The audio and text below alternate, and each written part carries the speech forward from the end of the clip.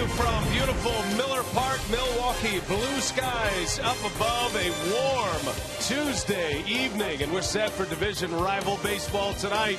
The Cincinnati Reds and the Brew Crew this evening.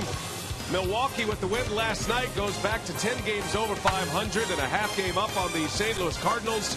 Cardinals were off last night. They're back at it at home against Tampa Bay this evening in the very competitive National League Central. Hi, everybody. We welcome you from Miller Park. Bill Schroeder, Brian Anderson, great to have you with us. Telly Hughes is our reporter tonight. And let's get into a little bit of what happened last night. The Brewers have picked up the win against Cincinnati. It's been a tough matchup for Milwaukee this year. And one of the guys leading the charge was Jean Segura. And, Rock, you know he's going to give you great defense. But now his bat might be picking up as well. Yeah, he's starting to put things together. He's been working very feverishly all season long with the bat. But one thing that really hasn't been a problem for Segura is the glove. I mean, you're talking about a guy that can do just about anything defensively. Here's a play early in the game. Not many shortstops are going to be able to make that play. How quickly he got that baseball out of his glove and on its way to home plate. And how about this arm? Talk about an arm, a throwing arm from deep in the hole at shortstop. Remember, they were concerned about his throwing arm coming out of spring training. No problem with that. And the one thing that Segura has been working on with Johnny Nair and the Brewers hitting coach is staying back, driving the ball to the opposite field. This is what he was able to do just about all of last year. A triple in last night's ball game. And then his following at-bat, a ground ball in the right field. So when Jean Segura starts to stay back, drive that ball to the opposite field, you know he's seeing the ball well, showing some confidence.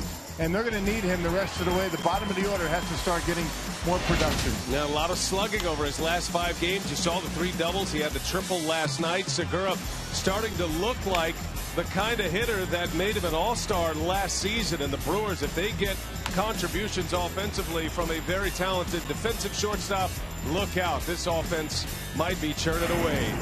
Ready for game 2 tonight. Big Jim Nelson on the mound. It'll be his 3rd start. He'll match up against Homer Bailey. Craig and Augie will break down the matchup when we come back.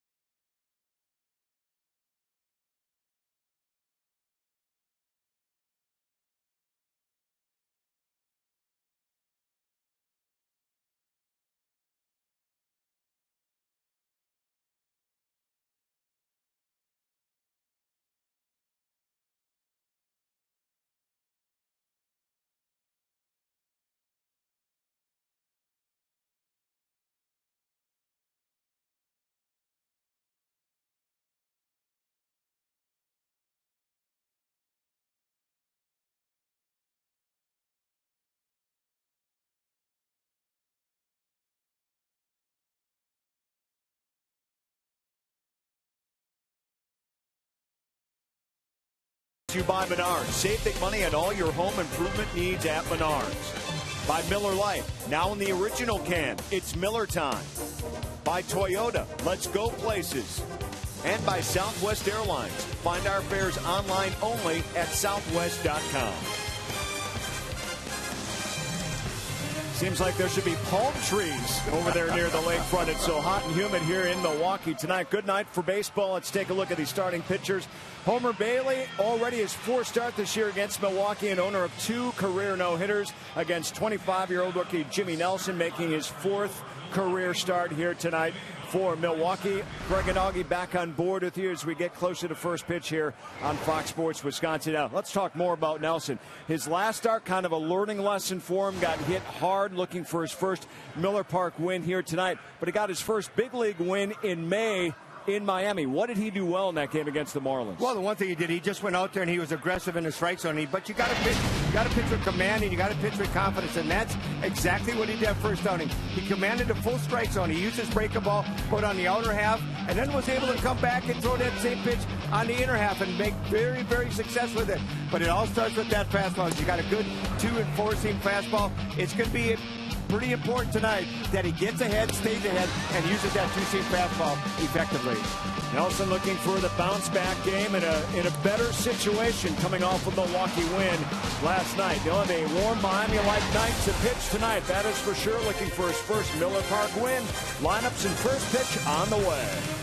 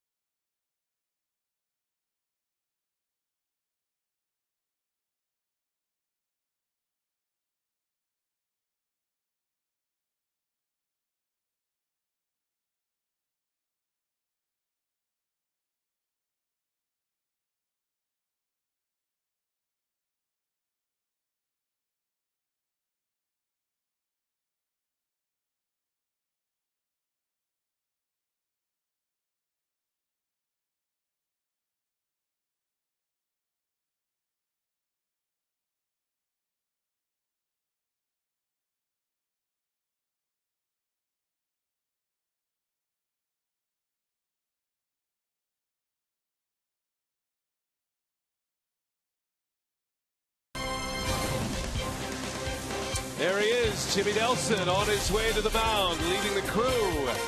And the Brewers and the Reds getting ready for Game 2 of this 3-game series. 89 degrees, our game time temperature. It is sultry here in Milwaukee, Wisconsin. Good baseball weather, though. Brian Price did not finish the game last night, was ejected in the 6th inning. Cincinnati has lost 5 in a row. They got swept in New York.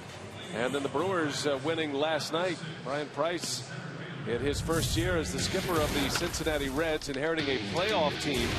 And his Associated Bank lineup shows a few changes tonight. Billy Hamilton at the top. Schumacher hits second.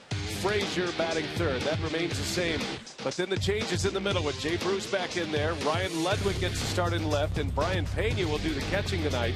Zach Cozart, Ramon Santiago, and Homer Bailey will round out Brian Price's lineup. That will match up against Jimmy Nelson, start number 3 in his big league season this year, number 4 of his big league career. Yeah, roughed up his last time out against the St. Louis Cardinals. 4 1/3, 8-run sixer, and of course it could have been a lot different for Nelson. He didn't have much luck from his defense in that particular ball game. His numbers down in AAA, mind-boggling. A 10-2 record, a 146 earned run average, with 114 strikeouts, only 32 walks, and 111 innings. That's why you see him here tonight. And came to the big leagues having gone 20 2/3 consecutive scoreless innings in AAA before that start against Adam Wainwright a couple of Saturdays ago. At his first pitch, 93-mile-an-hour fastball, and it's in there for strike 1. Billy Hamilton leads the way. He homered again last night. He has found his power bat against Milwaukee this season. As a matter of fact, he's hit 6 homers, and his last 4 home runs have come against Brewer pitching. And he took a Willie Peralta fastball at about 95 out of here. It's been off-speed pitches for his other home runs against Milwaukee. Good start for Willie last night. It was a great night. Peralta got the win, his 11th of the season. He's the club leader in that category. And now Jimmy Nelson trying to follow suit. And the Brewers have high hopes for those 2 young pitchers, Peralta and Nelson. Nelson, like Peralta, 25 years of age, and a couple of guys you can build a rotation around for the future. There's a swing and a miss. He struck him out at sharp slider. A good sign early for Jimmy Nelson. His first out is a K. Yeah, not a very big break, but a very sharp late break as it gets to the hitting zone. Check it out. Looks like a fastball, just dips as it gets to home plate, and Billy Hamilton right over the top of it. There's a great start for the young right-hander. And basically fastball with some pretty good movement, slider, changeup for Jimmy Nelson. Schumacher takes a strike. Back in the 2 spot tonight, Skip Schumacher, former Cardinal. Spent some time with the Dodgers. Had a couple of hits last night. He is back for just his 3rd game. He was on the 7-day concussion disabled list, and he has hits in all of his games since his return.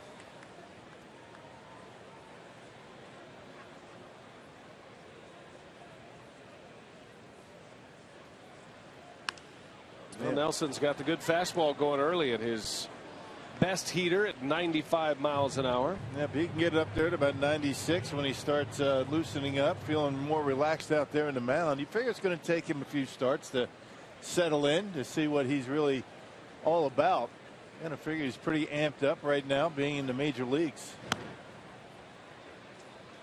Nelson's first start of the season came against Miami. That was a spot start, kind of an emergency start. Giovanni Gallardo at the time had a hamstring injury, did not go on the disabled list, but at the time they brought Nelson up, they weren't sure about that. And he got a win against the Marlins. That was his first major league win. That was back on May 25th. And he went 5 2/3 shutout innings against a very good offensive Marlins club. Had 6 strikeouts in that game. It was a 7-1 Brewers win in Miami. And was rewarded with a demotion the following day. On his way back to Nashville, where he picked right up where he left off. Yeah. And he continued to pitch well. Matter of fact, he won his next game back in AAA Nashville after that big league victory. And everything you hear about Jimmy Nelson, he's got a lot of moxie. He's a tough guy. He's a big guy, your prototypical big power right-hander, standing at 6 feet 6 inches tall. 6'6", 244 pounds, as listed in the Brewers media guide here. As you take a look at it, second time he's faced the Reds. He pitched out of the bullpen. Pitched a scoreless inning against Cincinnati last year. That was in September of last year. He did make a start last season, right at the end of the year, against the Mets. And that'll be his next opponent. Bouncing ball to short. Segura whistles one over to first in time for the out. Schumacher retired. And Rock, how about we check out the Brewers defense tonight behind Jimmy Nelson, brought to you by Menards. And pretty solid defensively last night. The Brewers made some very good plays to keep the lead and help Willie Peralta get through that game. Davis, Gomez, Braun in the outfield. Ramos Ramirez, we talked about Segura when we came on the air. Jeanette Overbay gets a start at first, and Jonathan back behind home plate. Brian Gorman will call the balls and strikes, standing behind Lucroy. He's the crew chief. Chris Segal, Tony Randazzo, and David Rackley are the base umpires. 2 gone in the inning. Here's all-star Todd Frazier. First ball swinging. Segura again, and a 1-2-3 start for Jimmy Nelson. Brewers are coming up. Gomez will lead the way when we continue.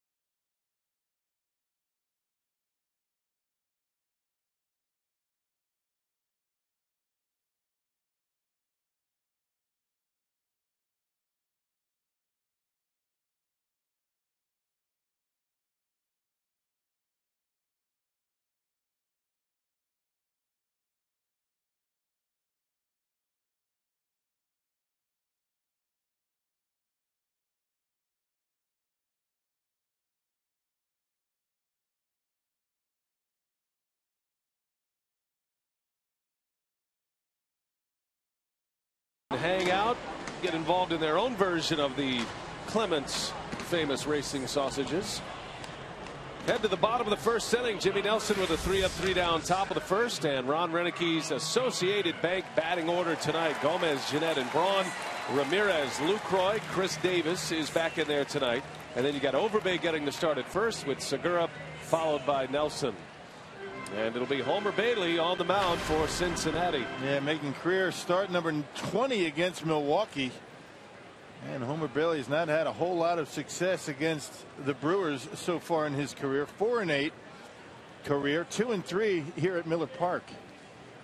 Had to leave his last start with an injury.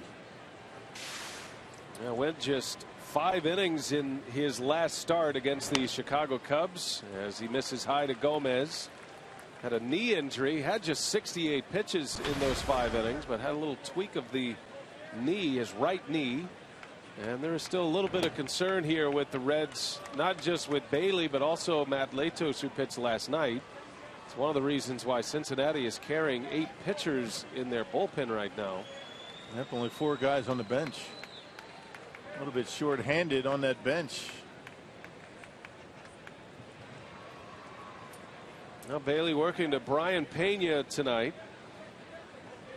1 ball, 1 strike on Carlos Gomez, and a chopper to third base. Santiago gloves, throws, and gets him. Gomez retired. First out for Homer Bailey. Well, let's check out the Reds as they line up defensively. Brought to you by Menards tonight. They have Ryan Ludwig, Billy Hamilton, Jay Bruce from left to right. Bruce back in the lineup, the power hitting left-hander. Santiago, Cozart, Schumacher, and Frazier with Brian Pena behind home plate. 9th start at first base for Todd Frazier. Defense a little bit shaky for the Reds last night. And 5 position changes for Brian Price, the Reds manager, tonight. As Scooter Gennett takes strike 1.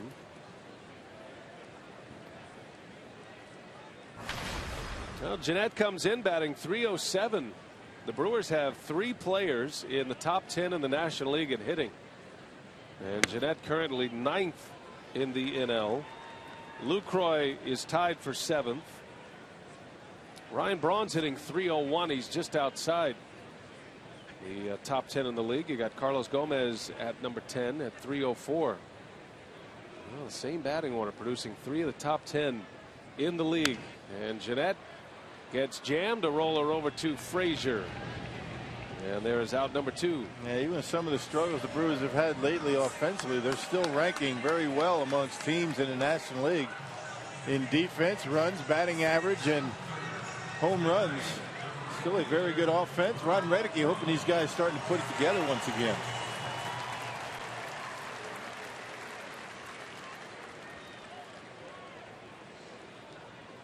Well, Lucroy's been the one constant in the lineup this year. Ryan Braun continues to put up good numbers. The power numbers are a little bit down, at least the home runs. Braun comes in with 12 homers, but with 56 runs batted in, setting the pace for the club, and he's hitting .301 after 2 hits last night.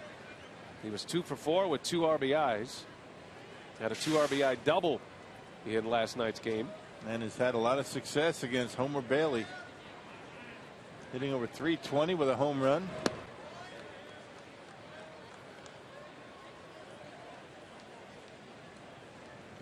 It was a 5-2 win last night. Braun a big part of it. His career numbers against Bailey: 9 hits, including a homer, but Bailey struck him out 9 times.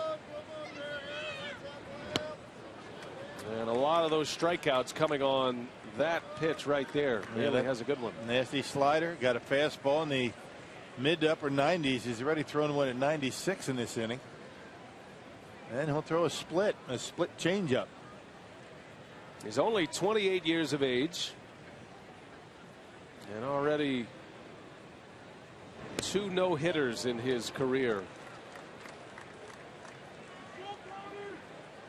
Signed a 6-year deal back in February. That'll take him through the 2019 season. Could carry him through the 2020 season. Reds are putting a lot of Homer Bailey chips to the middle as far as their rotation is concerned. As Braun goes to right, that is deep. Jay Bruce going back, and it's gone. Ryan Braun, an opposite field home run. Bernie hits the slide, and the Brewers are on top quickly here tonight. And Braun got an extra swing. That slider on the 1-2 count just missed that outside corner. So Bailey threw him a fastball, got it down the middle up in the zone. And Ryan Braun goes right with it. That extends Braun's hitting streak to 10 in a row. His 13th homer. And they're going to have to pick up a few cups in there in the ATI zone. A splash landing. Pretty good trade for a Ryan Braun home run ball. Yeah, no problem. I'd take that any day. Yeah, Braun's been pulling the ball with authority. Had a double last night that he pulled to left. But goes to the opposite field for a long ball here. Now Ramirez down the left field line. That's got a chance. And it is up and out. Back-to-back home runs. Aramis Ramirez follows Ryan Braun, and it's 2-0 Milwaukee.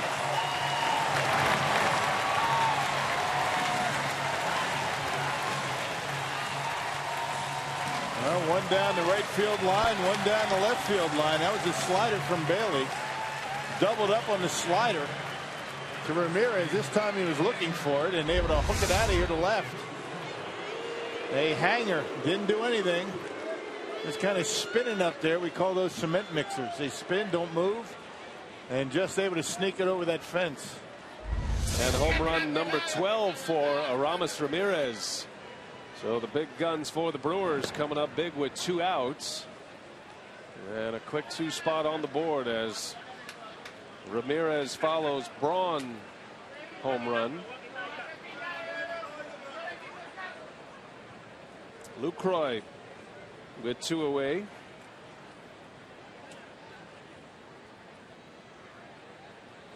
Now Lucroy trying to fight his way out of a little bit of a slump.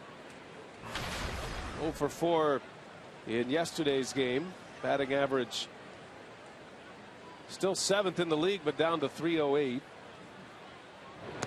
And you say that with an asterisk. Down to .308. It's been that kind of year for Lucroy. He's currently 2nd in the National League in doubles as well. He has 33 doubles, and he's actually on a pace to set a franchise record, which is held by his teammate Lyle Overbay. back when Lyle was here the first time around. Just got to stay hot. Lucroy's hit some balls on the nose, but right at the defenders. Sometimes you go through stretches like that, and he's still very good at staying on the baseball, never really trying to pull it too much. Lucroy had a terrific all-star game, couple of hits. He was 2 for 2. And an RBI double off John Lester and Chris Sale, two of the best left-handers in the game. A little roller out to Cozart, and that will retire the side. But the Brewers go back to back. Ryan Braun first to right field, number 13 on the year, and Ramirez down the left field line, and it's 2-0 Brew as we go to the second.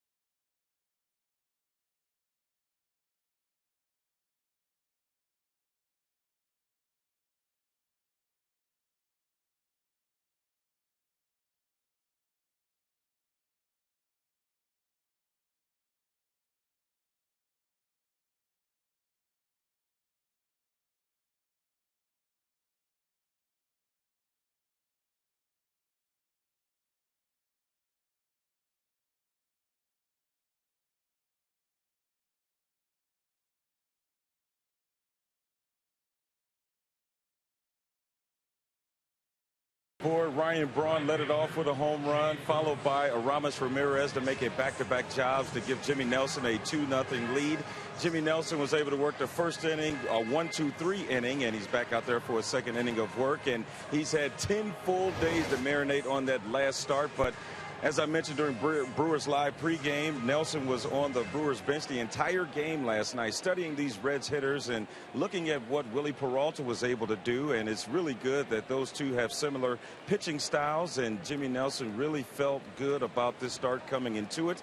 And he also said that he was ready to get back out there and kind of redeem what he felt was a lost start his last time out. B.A. Thank you, Telly. And he certainly is a guy who feels like he belongs here, wants to be a part of this pennant race, and does not want a return ticket back to AAA.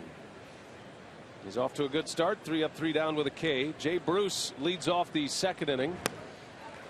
Bruce is in a mighty slump right now. Was not in the starting lineup yesterday. He's 0 for his last 15, but enters back in as the cleanup hitter tonight. Cincinnati without Joey Votto and Brandon Phillips for an extended period, as Nelson backdoors the breaking ball, and down goes Bruce. Second strikeout for Jimmy Nelson. Yeah, good slider at the back door for Rat. He's catching the outside corner. That's a tough pitch to throw. I guess it wasn't supposed to be there, but it backed up enough. Lucroy able to hold it on the corner. Now, just to finish off what Telly was talking about, you know, back-to-back guys with similar styles, that could be a good thing and a bad thing. I mean, you know, Jimmy Nelson had a pretty good idea, or got a good look at what the Reds, you know, what they were trying to do and what Willie was trying to do against them. But on the flip side of that, you don't really see the same lineup in there for the Reds. So a lot of these guys didn't even play against Willie last night. So it's not going to be much of an advantage for them, you know, for that back-to-back similar styles type pitchers. For example, Ryan Ludwig not in the starting lineup yesterday, and back in there tonight. Chris Heisey started in left field last night and had his troubles out there. 2 misplays. The Reds also committed 2 errors in last night's game. So tonight Brian Price has Ludwig back in the lineup.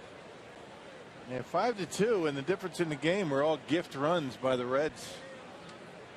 Wrapped in a nice tidy bow for the Brewers. I'll take it. Take any kind of win you can get against the Reds, the way the Reds have dominated Milwaukee. Until last night, Cincinnati had won 7 of 10 against the Brewers this season.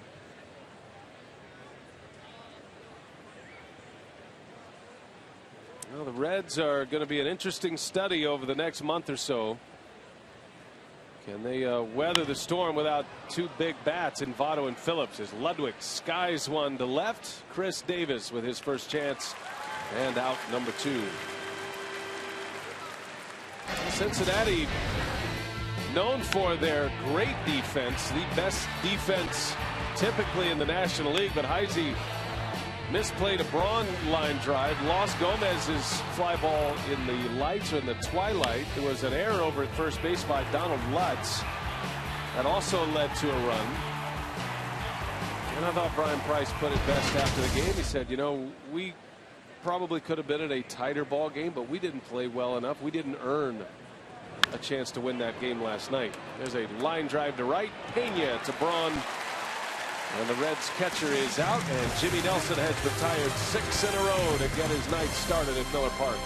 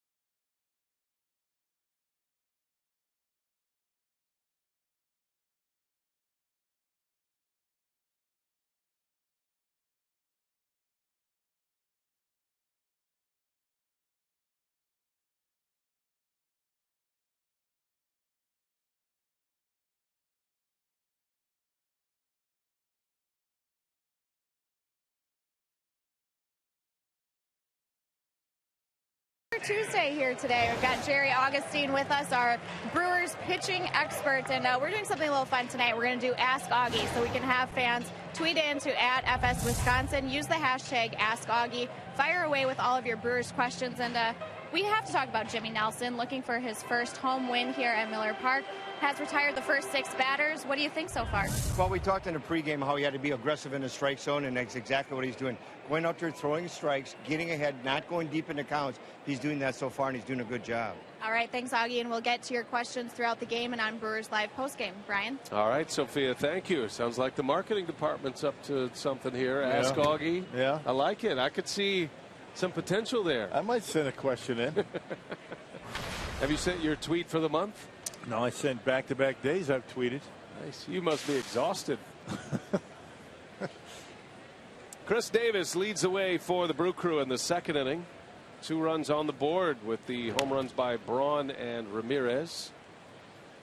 We've talked about guys that have had success against Homer Bailey. This guy leads the pack right here. 7 hits, 3 of them home runs.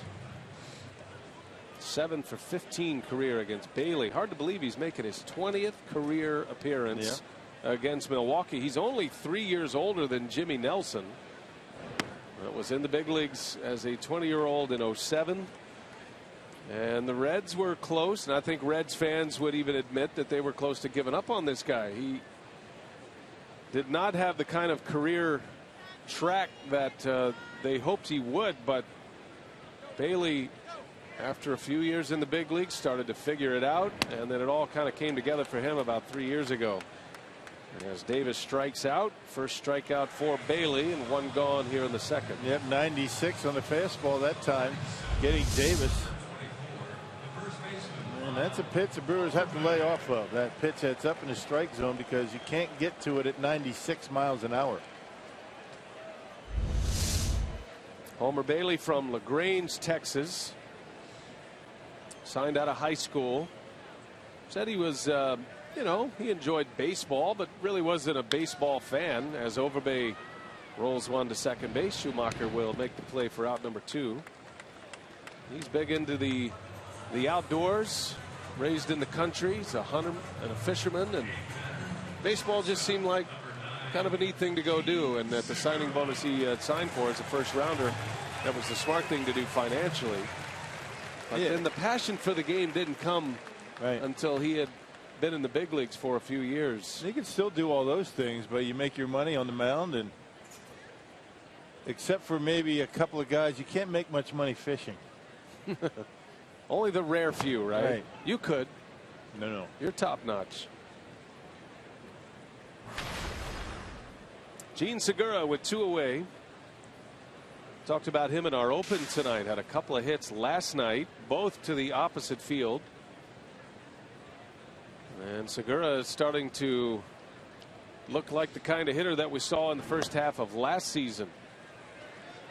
And just trying to stay back, let the ball get to him, and use those quick hands, and that's what he did last year. A lot of his hits a year ago came to the opposite field, and starting to do that a little bit better.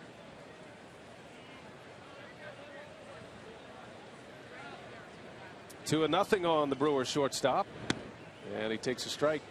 I was asking Ron Renicky if he sees a difference in Segura, and he said of course the results show it, but as far as his swing goes, there's not much difference, but he feels like he's in more balance, and obviously if you're seeing the ball better, you're going to be in better balance. And he threw the notion out there that he thinks Segura, coming off the tragedy that he went through, has things a little bit more in perspective and is probably at the plate with a different mindset these days. Tragic loss of his 9-month-old baby just a couple of weeks ago. Baseball's been a spot where he can get away from all of that as he bounces out. 3 up and 3 down. We'll visit with General Manager Doug Melvin when we continue.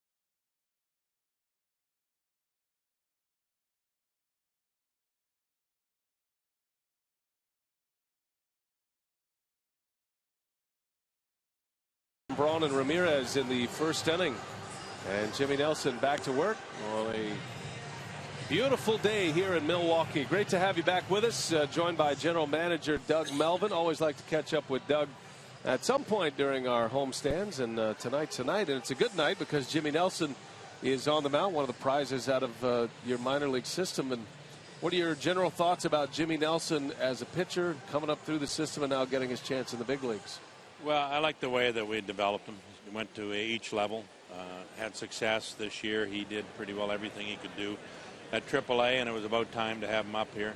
He's big, strong. There's nothing, a lot of people ask him how many innings can he go this year. He was on track that's not going to be an issue. He's always been a starter, knock on wood, fortunate, not any injuries. But he's got good stuff, great slider, fastball, studies the game. So we're expecting big things out of Jimmy, and he's coming at a nice time for us, too. You got to be pleased with the way rotation, particularly Willie Peralta, has responded. On the rough stretch, he beat the Cardinals right before the All-Star break, put together a very nice start in last night's ball game. He's starting to become one of your prized possessions here in that starting rotation. Well, Willie's got great stuff. If you sit there and you look at him, and and look at Jimmy too, but Willie's got the sinker ball. He's a power sinker ball, and when he throws strikes, and he's done that this year, he's got a chance to go out there and win almost every night and keep you in the ball game. The one thing, balls do get put in play against Willie at times, but his breaking ball's better.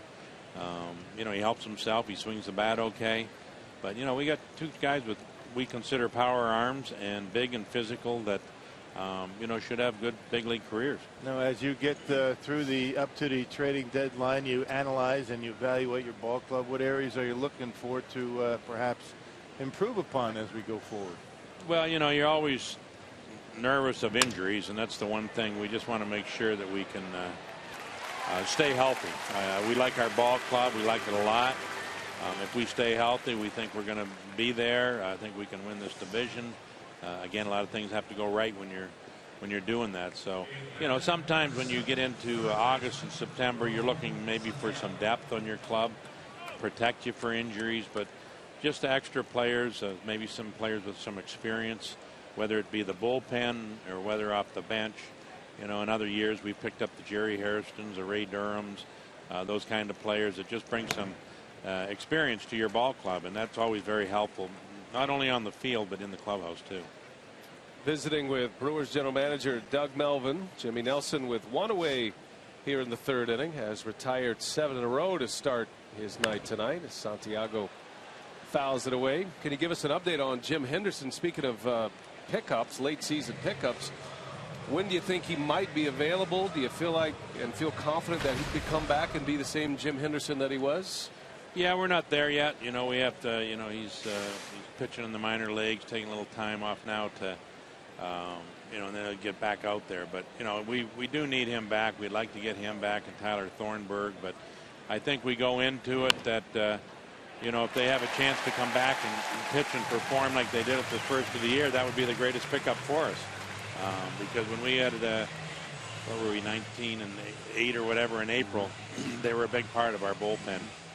And we had our bullpen with the two right-handers and Zach Duke and Will Smith and K-Rod, so they were very helpful. But, when players have injuries, it's always tough to count on them because you just don't know. They could have setbacks. So we're always optimistically guarded when it comes to that. But meantime, we keep our ears open in case players do become available. Got to be happy with the All-Stars, last week. I mean, they showed the Brew Crew pretty proud. I mean, you talk about those guys, they had a big impact on the game. Yeah, they all played very well, and Ramos played well and a couple of hits, Luke with the 2 doubles. And, the thing about that is when you're in an All-Star game and you're performing at a high level. And, I'm a big believer that lineups have to have at least 5 hitters of your 8 that can hit good quality pitching because that's what you're going to be facing in championship seasons, later on in pennant races. You get into postseason, a lot of teams will go with 3 starters or 4. Most teams have those big bullpens with power arms at the back end. So that's why sometimes it's nice to have an experienced guy or guy with bat speed and some experience on your bench later on, because you are going to face good quality pitching if you hope to advance and go beyond the playoffs. Jimmy Nelson, a 1-2 count on his mound opponent, and strikes him out. 9 in a row to start this game for Nelson. Doug Melvin, we appreciate your time. Always great visiting with you, and we wish you the best of luck. This should be fun. Great. Thanks a lot, guys. All right, that's Doug Melvin. And we will track Jimmy Nelson. He'll lead off when we come back.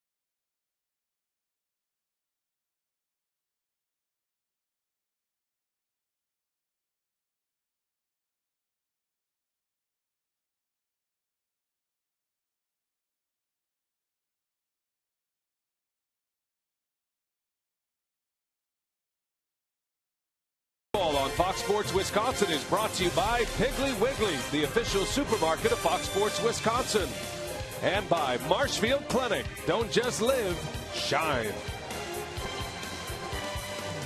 They still see a little bit of the remnants of the soccer stripes. Had a soccer game here during the All-Star break. Ballpark looks great. Field is in immaculate condition. And the Brewers are up 2-0 with Jimmy Nelson off to a great start. 9 in a row he's retired on the mound with 3 strikeouts, and he will lead off to start the bottom of the 3rd inning. Always good to visit with Doug Melvin, and I know this is a big time for him, and obviously he's going to keep his cards close to the vest. You think? Doesn't mean we can't ask him. That means we got something brewing in my mind. Yeah, he's been that way. I know, very quiet, kind of skirted the question, and he told us on his way out that we'd be the first to know. So. Yeah. We're on a need-to-know basis, but yeah, he certainly has had a history, Doug Melvin, of making impact trades when his ball club has been in a pennant race. That even goes back to his days with the Texas Rangers. Well, they've got their work cut out for them, these general managers that are in the postseason or in the hunt, because there's a lot of teams that feel as though they have a shot. There's a lot more buyers than sellers this year at the trading deadline. Look out, Jimmy Nelson almost wiping out his manager in there, Ron Renicky. Almost got him. Well, there's a running wager down in AAA. Nelson's never had a hit as a professional at any level, so big bouncer to short, and that's going to continue here as Nelson is retired. And what's the bet? The bet is, I don't know the actual wager, but the bet is that he will not get a hit. Hey, the only way to get your hands on this limited edition Brewers t-shirt presented by Quick Trip is to head to Miller Park this Friday when the Brewers square off against the Mets. Call 414-902-4000 or visit Brewers.com to reserve your tickets today. Thanks to Mike Guerrero and Elian Herrera. We got one for you too. Why don't you slip this on real quick? Is that what is this? Extra small? Come on. I'm glad that they didn't put us on camera when I was actually reading the card. Oh, you read cards? Would have been bad form. Here's Gomez.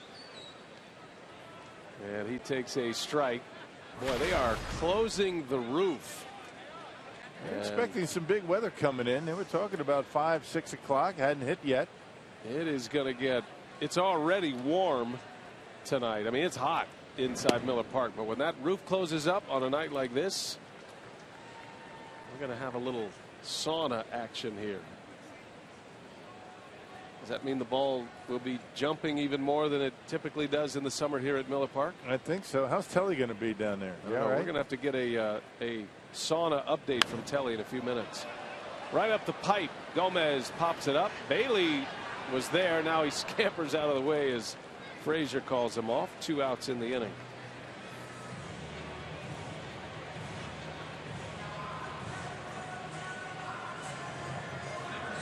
So Scooter Gennett. Our lows never stop improving. Player profile, Scooter Gennett. See what he's done over his last 45 games. That is a significant sample size. Hitting at .342.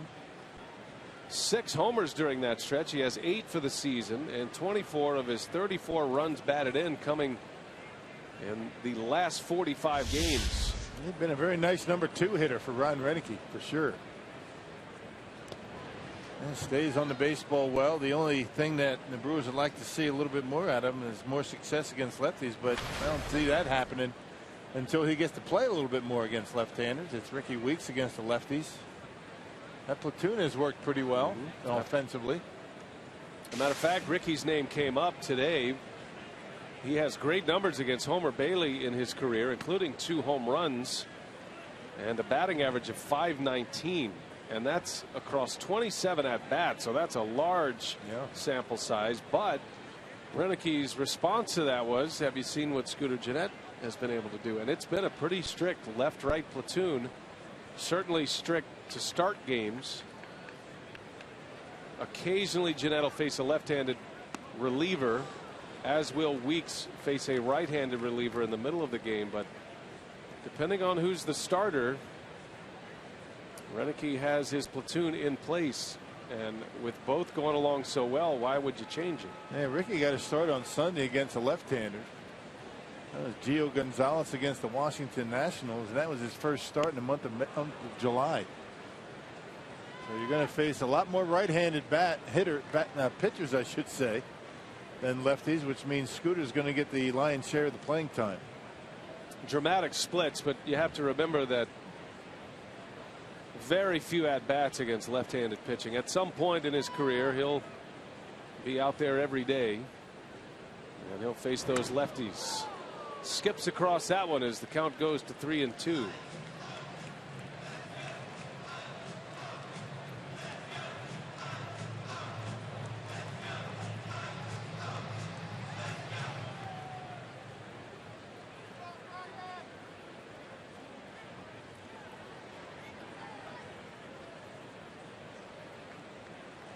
Full count to Gennett.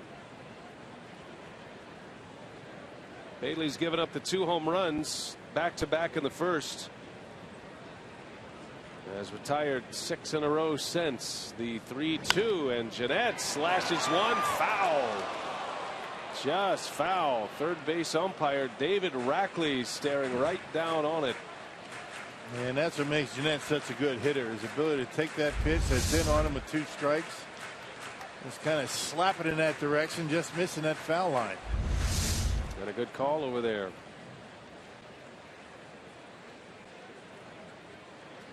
So the count stays full. Scooter yesterday was 1 for 4. Briefly had a hit and an RBI. That was changed to an error on first baseman Donald Lutz. And he pulls that one to the right side, laying out for it, Schumacher, and throws him out. Outstanding play by Skip Schumacher. Gennett has a hit taken away in a 3-up, 3-down inning for Homer Bailey. Reds playing a little defense tonight.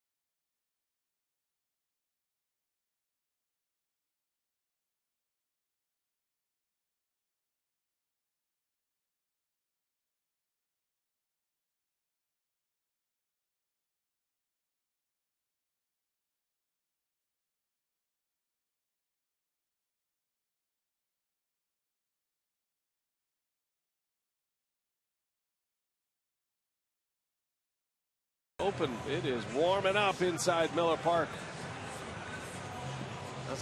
Yeah, Gibby's got it going, trying to keep that camera from fogging up. That's the Phantom Cam and the Master Phantom Cam operator. Now time for you to tweet your photo using hashtag WisFanPhoto for a chance to have it shown in an upcoming broadcast. It's all brought to you by AT&T. You got any roof analysis for us at this point? Yeah, well, they're just hoping to keep the roof open, you know, until the rains come, so you get a little bit of air circulation in here to keep it a little bit cool. Is that what you're talking about? This is kind of in the quick close. I'm not sure I've seen this particular roof configuration before. Well, it was almost 90 degrees at game time, right? I mean, you close this thing up, it's going to start getting really steamy in here, so they keep it open just a little bit, but closed enough in case you get a quick storm coming in here. It won't take long to close her up, seal her up, and keep it dry. Nice. I knew you'd have an answer. That's a guess. You are Mr. Miller Park, after all. Either that or it's stuck. It's not stuck. Jimmy Nelson back at the top of the order here, going through the order. 9 in a row to start it. Billy Hamilton, Skip Schumacher, Todd Frazier to start it. And a strike on the outside corner. 1-2 to count.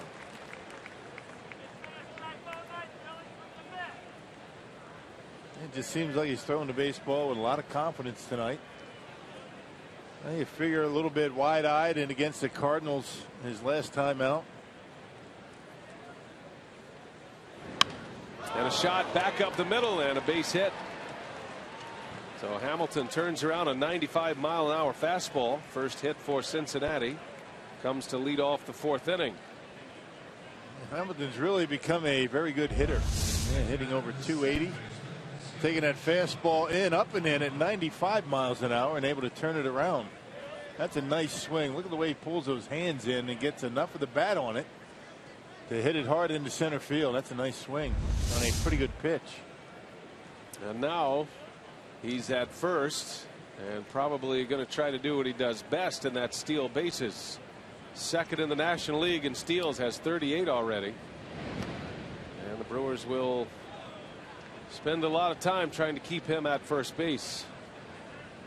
Only Deke Gordon has more stolen bases. Had number 45 yesterday for the Dodgers in their win over Pittsburgh. Gordon, an all-star this year. One thing about Hamilton, he does have 38 steals, but he's been caught 15 times. There he goes. I'm going to catch him on that. Got a huge jump, and he's in there with his 39th steal of the year. Yes. Jimmy Nelson didn't even slow him down. I mean, he just kept going and started to get a little bit bigger of a lead and just took it off. 39th stolen base, and no contest, no chance for Lucroy. Takes a while to get rid of it. Lucroy tried to quicken up that delivery, but not able to hold on to it. Wouldn't have mattered. Runner at second. Here's Schumacher with a runner in scoring position now, and it's 2-0.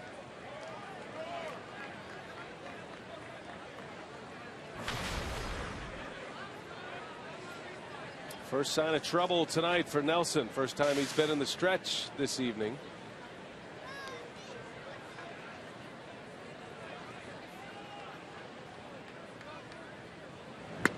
And there's the strike. And he will steal third base. Got to keep an eye on him.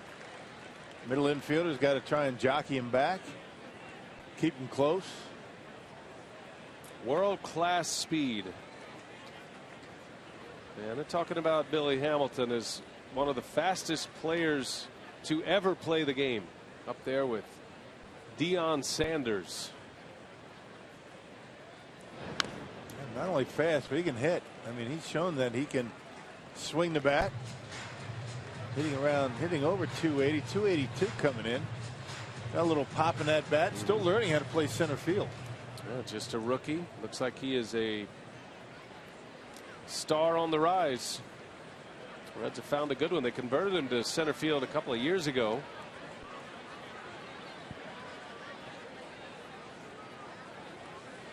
Two and two on Schumacher. A little jam shot that'll slice foul.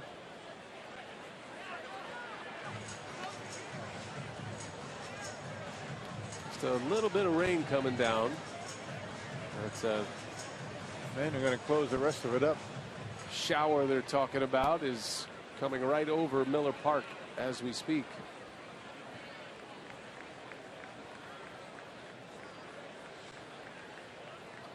Two balls, two strikes. Jam shot. Segura got to hurry it over to first. Low throw out there. Throw to third. And safe. Man, not much you can do about that. That's just good base running. You got a sprinter out there on the bases. Segura really didn't have a choice. Couldn't hesitate to get the throw over to first base. Hamilton goes back as soon as he lets it go, takes off, and those are two long throws to get him, and coming up just a bit short. Well, the Brewers did all they could. Two good throws, Segura and then Overbay. Hamilton almost sliding over the bag. He's now at third with one out. And Todd Frazier coming up.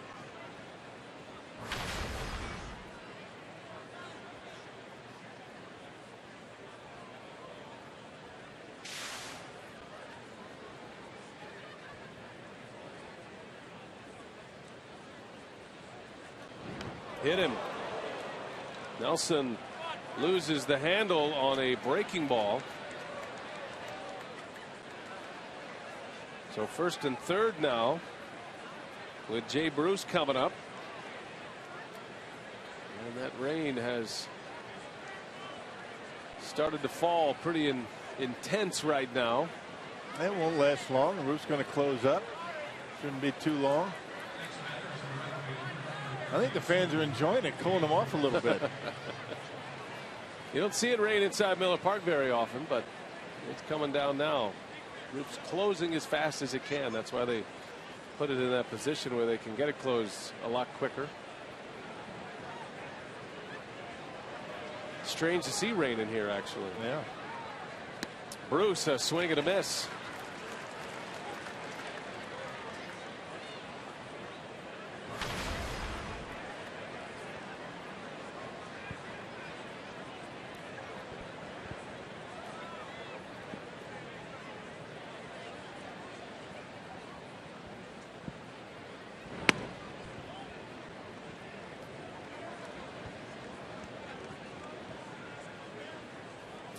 Bruce struck out his last time up. Nelson with a backdoor breaking ball to get him looking. Nelson has 3 Ks.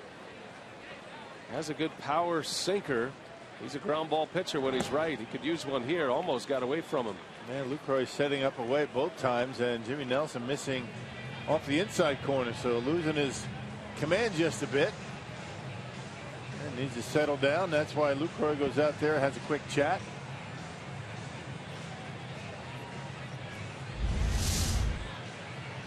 Setting up away and missing inside. Good play by Lucroy. Keeps the runners at first and third. Brewers are set up for a double play. They'll concede the run to try to turn 2 here. 2-1 the count. Bruce bouncing ball, and it's fair. It bounces over the head of Overbay. Hamilton is in. Frazier will stop at third. And Bruce into second with a double. It's an RBI double. It snaps an 0 for 16 for Jay Bruce. And the Reds are on the board. It doesn't really matter. It doesn't seem to matter what Jay Bruce is doing before the Reds get to Milwaukee or vice versa. This guy just starts hitting against Milwaukee. Two-seam fastball. Didn't hit it very well. Beat it into the ground, but hops right over Overbay because he's holding the runner. If he's back, that's probably a double play ball, but a double for Bruce, a run in, and second and third with one out. So Jay Bruce, RBI number 42. And an RBI double. Second and third now with one out for Ryan Ludwig. And a fastball strike.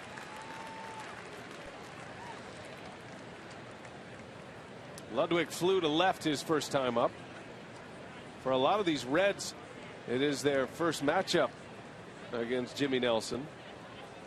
Only 3 batters in the lineup have faced him. Ludwig had faced him just one time before tonight. But not a whole lot of secrets with Jimmy Nelson. power fastball with sink on it and a slider. Yep, An occasional change. Every now and then he's going to throw a changeup, but don't expect him to throw many in this spot. When he's in trouble, he's going to go with what's natural for him. That's the hard stuff. Could use a strikeout. He's got Ludwig 0-2. Brewers have their infield in. And Ludwig strikes out. A foul tip into the mid of Lucroy, and a K, a big one for Jimmy Nelson. That's number 4. Well, it was all fastballs to Ludwig in that sequence, and didn't mess around, did Nelson. Yeah, good heavy sink on it, and Ludwig over the top of it. Nice pitch. That's the one he needed. So now 2 outs. The Brewers infield can back up. And Nelson can go after the switch hitting backup catcher Brian Pena. A first ball swinger. Pena swung at the first pitch his last time up. He lined to right, hit it sharply.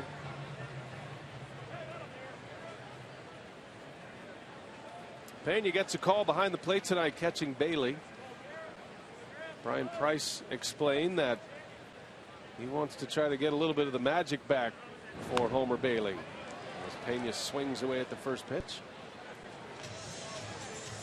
With Pena behind the plate, Bailey threw a shutout against the Giants back in late June. Yeah, June 29th, 9 innings, no runs, and then the following start against the Brewers, it was 8 innings and 1 run. A shot. Nelson got a piece of it, and this is going to turn into an out, and the inning is over. And a huge break. Good play by Nelson. That saved a couple of runs. Keeps him in the lead. 1-4-3 it goes. Reds get a run. It's now 2-1.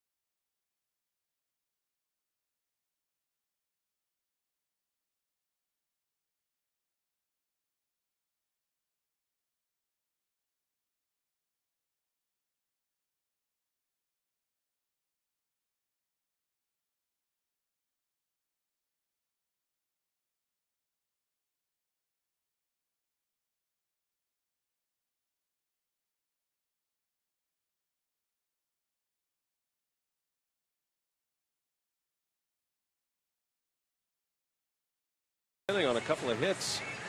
Excellent play by Nelson to deflect a shot from Pena. And that keeps the Brewers in the lead as we head to the bottom of the 4th. Ryan Braun, first of a back-to-back home run in the first inning. Powerball home run number 13. And Braun homering for the second time in his last 4 games. He and Aramis Ramirez go back-to-back. Third time this year the Brewers have hit back-to-back home runs. Lucroy and Ramirez have done it. Chris Davis and Lyle Overbay have done it as well. And now Braun and Ramirez. And all 3 occasions here at Miller Park. And when the Brewers hit home runs, they ordinarily win. It's one of the reasons that the team, as of late, in that bad stretch, not scoring runs because they weren't hitting homers. On the first pitch, Braun bounces to Santiago at third and 1 away.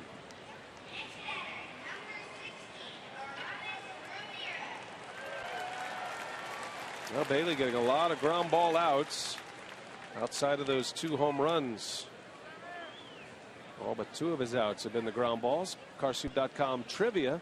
Who are the 4 active pitchers with multiple no-hitters? One of them is right there, Homer Bailey.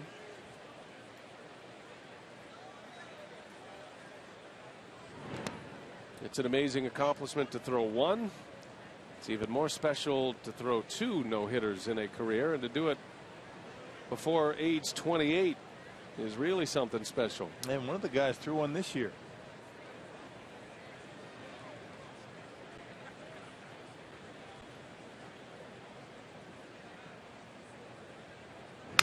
Ramirez breaks his bat on a fastball inside Cozart for out number 2. Hey, talk about Homer Bailey having to come out of his last start against the Cubs because of a knee issue. But the 2 starts before that, 17 combined innings, and he allowed only 1 run. It's the kind of stuff he has. He's been inconsistent throughout his career. He's had some starts where he gives up a bunch of runs, but boy, when he has it going, man, not too many better. He can mow you down. He's put together 2 terrific seasons. Was a 13-game winner in 2012.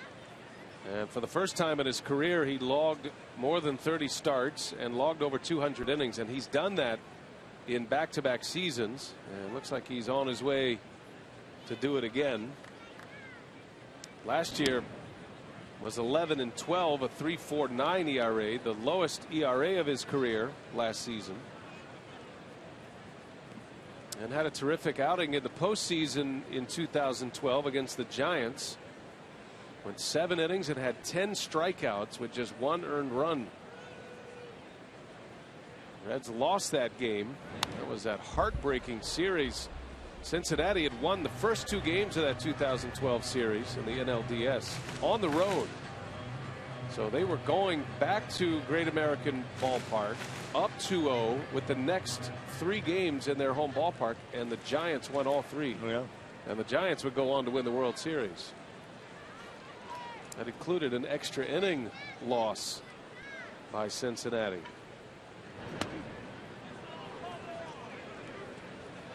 Reds made it back to the postseason last year as the wild card team. They lost to Pittsburgh in the wild card game. Dusty Baker was let go. Brian Price given the job, and you got to give Brian Price a lot of the credit for the turnaround of Homer Bailey.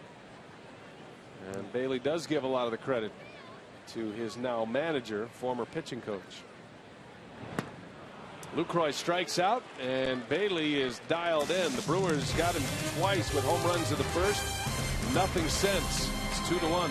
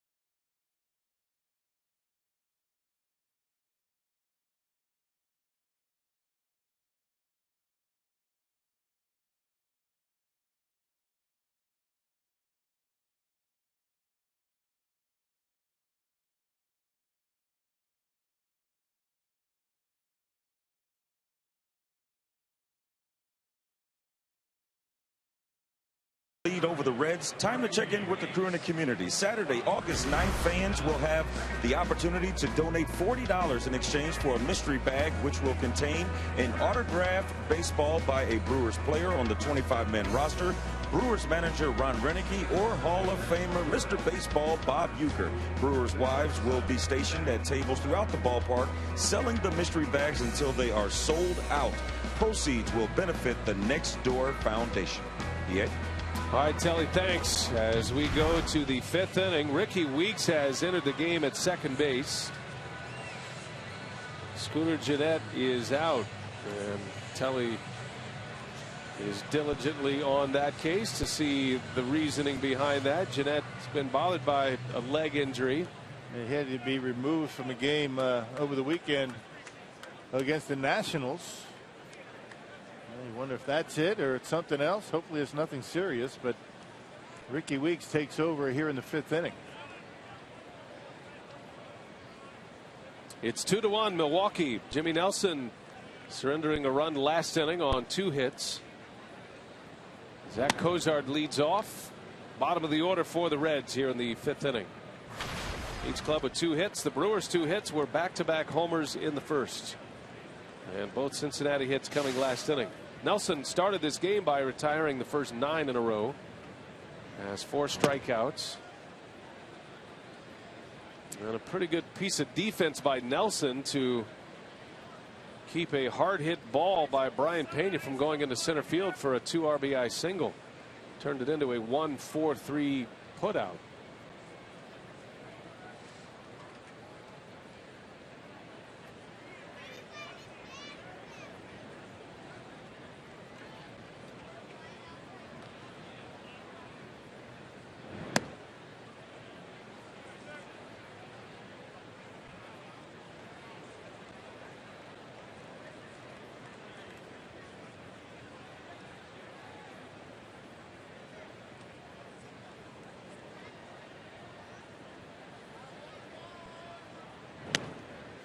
Cozart flew out to center field in the 3rd inning.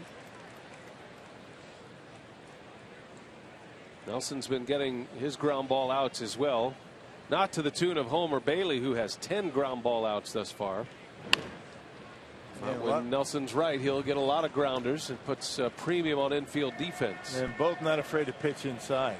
I mean, Homer Bailey has pitched inside so far tonight. A lot of jam shots off the Brewers bats, and with the movement that Nelson has on his fastball, you would figure he's going to get into some handles of bats too. Full count. Cozart bouncing ball to short. Segura throws across in time for the out. Yeah, good comeback, down 3-0, able to come back. You know, after that 3rd pitch that he threw, ball 3, he kind of turned around and looked out into center field, had a little bit of a meeting with himself, maybe talking about mechanics, staying back, relaxing, taking a deep breath, and able to get Cozart the next 3 pitches. You can see there's a little sports psychology going on with Jimmy Nelson. He's obviously gone through some kind of visual practices. I mean, before every pitch, takes a big breath. He looks like he's got some kind of mechanism that gets him going, which is a good thing. Nelson started throwing a changeup regularly last year, started to master the changeup, and that's what has taken him into the role of a potential front of the rotation starter, a 1 or a 2. He's always had a good fastball, always had a great slider. Some discussion about maybe Nelson would end up at the back end of the bullpen.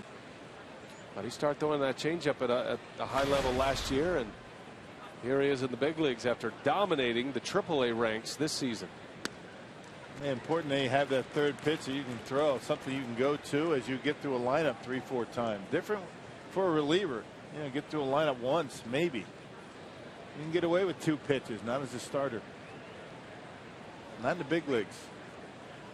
2-1 to Santiago, and a fastball misses. 3-1 the count. Switch hitting 3rd baseman tonight. Santiago started at 2nd last night. Former Detroit Tiger. Guy who has tasted postseason play in his career. One of the reasons the Reds picked him up, and Nelson loses him. So a 1-out walk. Now to bring the pitcher Bailey up, and we send it down to Telly Hughes for an update on Scooter Gennett. What do you have, Telly?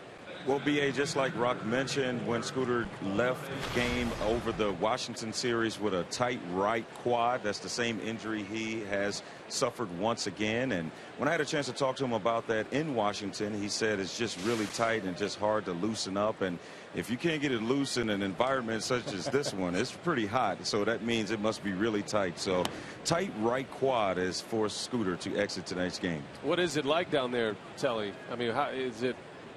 Extremely humid and hot. The roof has been closed now for about 20 minutes. And it just to show how hot it was when the roof was open, it still is the same. It hasn't changed at all. It's still just extremely hot and humid. All right. Thanks, Telly, for that update. And I wonder if the Gennett injury happened when he had to redirect on that ground ball back up the middle that Nelson knocked down with his glove. The ball redirected, and Scooter had to redirect himself. You wonder. Yeah.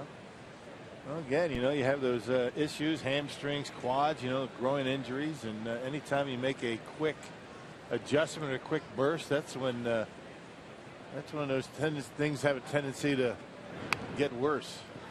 Bailey pops up the bunt. Overbay is going to go to first. Thought for a moment about second base, but a sacrifice bunt for the second out. Yeah, but Telly's right about, you know, getting loose. I mean, tonight is a night where you should be able to get loose without even having to do anything. It's so hot and humid down there in the field, and he's right. If you can't get it loose tonight, good luck to you. Well, we'll see what that's going to mean for Gennett over the next few days. Brewers will face right-handers the next 3 days. You got Leake tomorrow, Dylan G Thursday, and Zach Wheeler on Friday when the Mets come to town. Top of the order, Billy Hamilton with a runner at second, the tying run.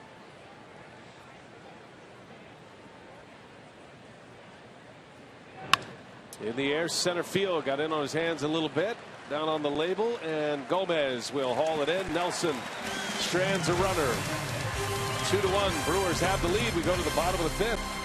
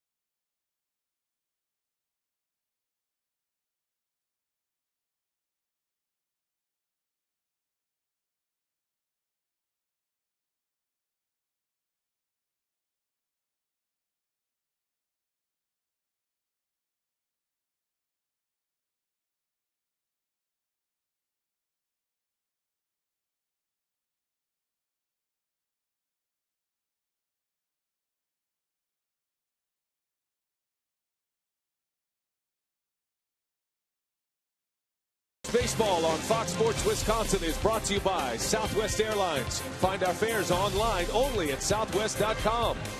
By the Wisconsin Lottery, reminding you to please play responsibly. And by Miller Lite, now in the original can, it's Miller time.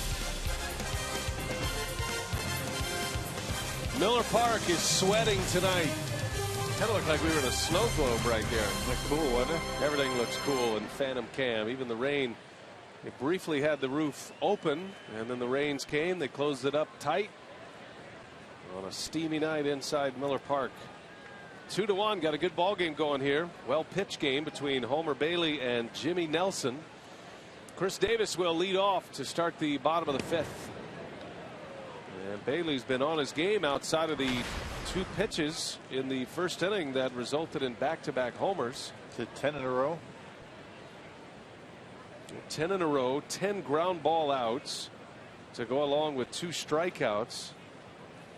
And the only out in the air was the Gomez pop-up in the 3rd, and a swing and a miss by Davis. It's 0-2. A couple of breaking pitches. And struck him out. Did Bailey on Davis on a fastball last time up. So back-to-back breaking pitches. That knuckle curve that Bailey has. It's a good one. Going back to it. And Davis able to lay off.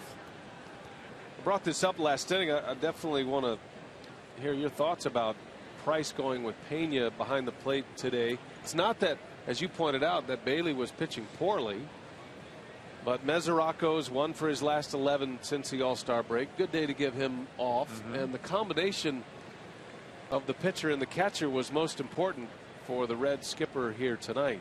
Knowing that Cincinnati needs a big start. They've lost 5 in a row. They're counting on Homer Bailey to come up big for them this evening. You can imagine that as a catcher, I'm not a big proponent of, certain guys have to catch certain pitchers, but every now and again when you got a guy like Pena, he's got some extensive big league experience, and he's got a pretty good left-handed stick, and Bailey has that comfort level with him, and there's nothing wrong with giving Mesoraco some time off. He made the All-Star team. That is a hectic time for any player that goes to that All-Star game. I mean, that is a busy 2 days, and then you have the travel day on Wednesday. Not much rest these guys get. Talking about Lucroy too, and Gomez, those guys that, for the Brewers that made the All-Star team, Frankie Rodriguez and Ramirez, and good time to give them off. I mean, you got to rest them once in a while. Got a day game tomorrow, so you got to pick your spots. Well, Bailey hits his spot inside corner, called strike 3. Davis is retired. 3rd strikeout for Homer Bailey. Hey, All-Stars Carlos Gomez and Frankie Rodriguez lead the Brew Crew against their former team, the New York Mets, Thursday through Sunday. For tickets to this weekend series at Miller Park, call 414-902-4000 or visit brewers.com for tickets. I hope to have you out here at the ballpark. Good fun this summer here at Miller Park, and we are in the throes of summer now. Felt like it would never get here. This is Texas heat, isn't it? Yes.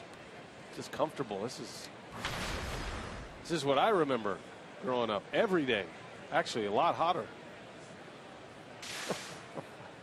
The kind of hot where you have to, when you're driving, you sit up on the front of the seat. You don't even lean back. You have that big spot on your back of sweat where your back would be up against the. Not anymore. Seat. You got seat coolers, don't you? I think that fancy ride you have. Seat warmers are most important. I don't really go to the coolers very often. Seat coolers in the summer. Got to have those seat warmers, though, right? Overbay takes a ball. Yeah, that was a couple of my my criteria when I moved here. An attached garage and heaters in the seats. Right, yeah. Because I wasn't sure what I was getting into in 2007. Which, by the way, was one of the worst winters in, 50 years in Wisconsin? As opposed to last winter? It was. Last winter was the second worst winter. So I've had them both. We're good now. Once we got the proper clothing, we're all set up.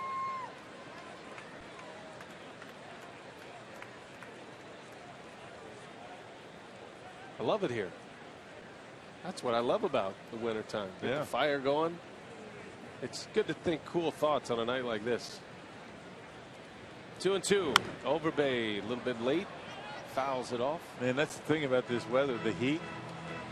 You forget how cold it was and how long it stayed cold here in the Midwest. No complaining about the hot weather. 90 degrees. I'll take it any day.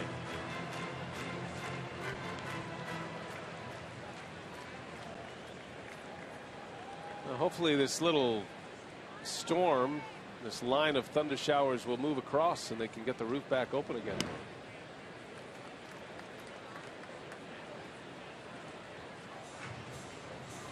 Overbay trying to get something going here.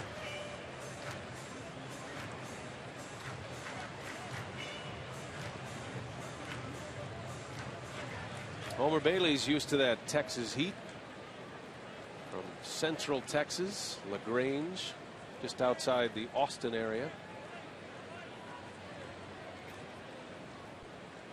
Payoff pitch coming to Overbay, and ball 4. So the first walk issued by Bailey, first base runner for the Brewers since the first inning. Good eye by Lyle Overbay. Snaps a string of 11 straight retired by Homer Bailey. That's going to bring Segura to the plate, a hot hitter.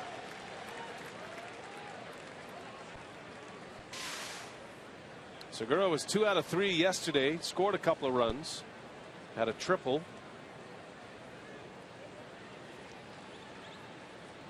First time up, he bounced to short, shows bunt, and bunts it foul. Boy, he had a chance at a hit. Yeah, good idea. Santiago way behind the bag. Not expecting a bunt with the pitcher coming up next. Right.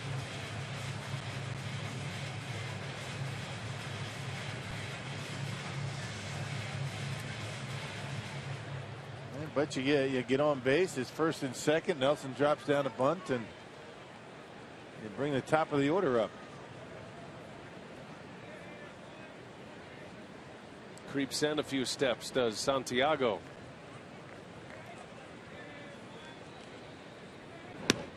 Strike. Fastball at 96 on the outside corner. That's kind of become the Segura's signature, that fluorescent green accents. Got that pad that protects his elbow, a little bit on the gloves. And he was doing it before we saw a lot of it at the World Cup, so I'll give him credit. Seen a lot more of it after the World Cup. Did you check out the guys at the All-Star game? All those fluorescent, those wild colored cleats they were wearing? Yeah. I'm going to go on the record and say Segura was a big part of that movement. Trailblazer, wasn't he? Yeah. He's had that gear going all season, even in the last season. He had all these guys wearing, what was it, pink and orange, and then he had Jonathan Lucroy. He had the black and white spikes on, just like the normal ones. Old school. 0-2 to Segura. And that hit him. Segura drilled on the elbow.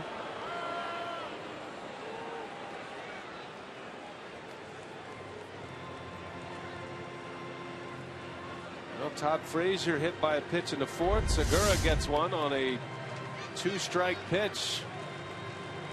They got him on the funny bone. Kind of numbs that whole arm after it hits right there. And that goes away. You start getting the feeling back.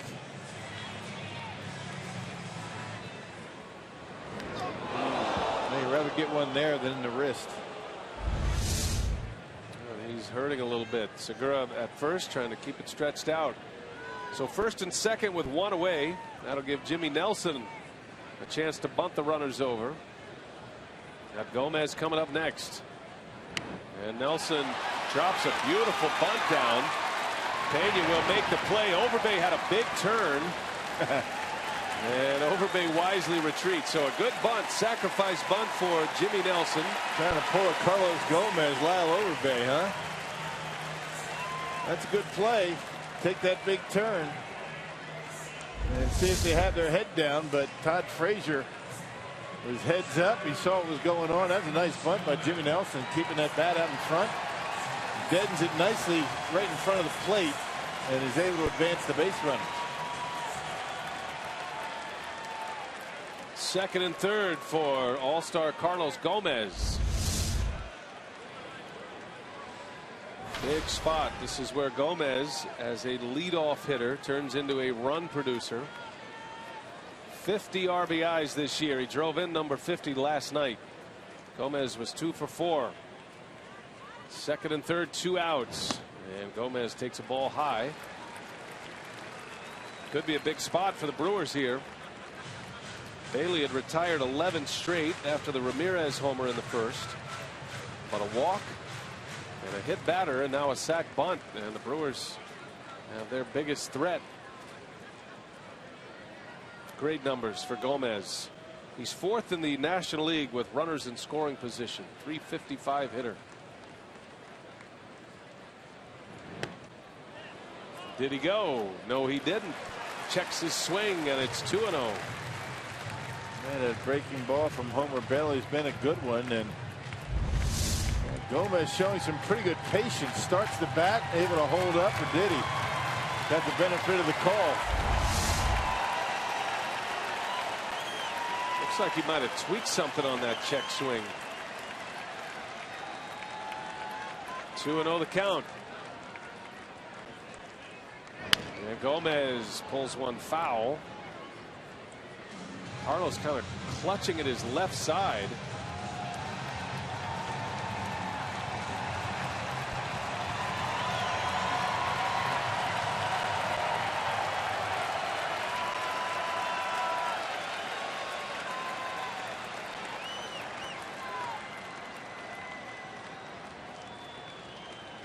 Overbay over at third. A 1-out walk. Segura hit by a pitch at second. And Gomez takes a strike. 2-2. Perfect location on a fastball away. And 96 miles an hour. And barely able to get back into the count. That two-seam fastball tailed right back over the heart of the plate.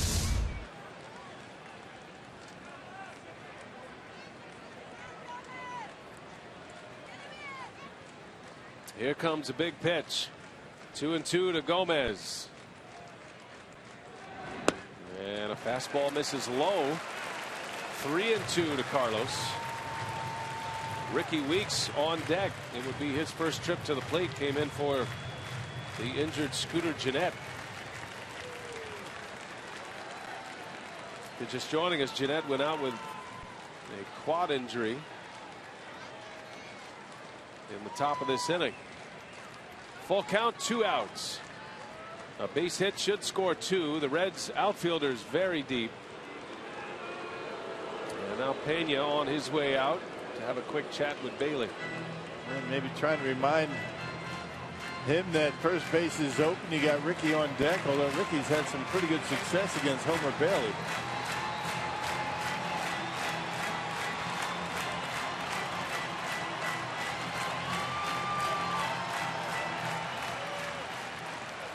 Brewers got 2 in the first. Reds scored in the 4th. And a chance for Milwaukee to add to their lead.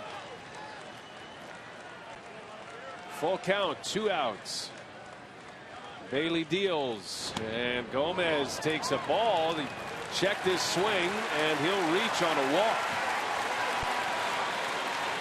So Gomez with a big walk, 2nd walk of the inning.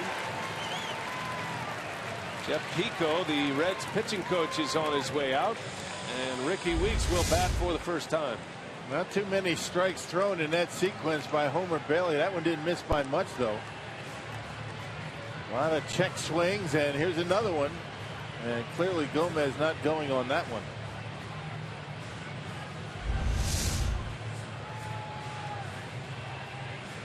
Now the bases are loaded. 2 walks and a hit batter. Brewers have them loaded without the benefit of a hit.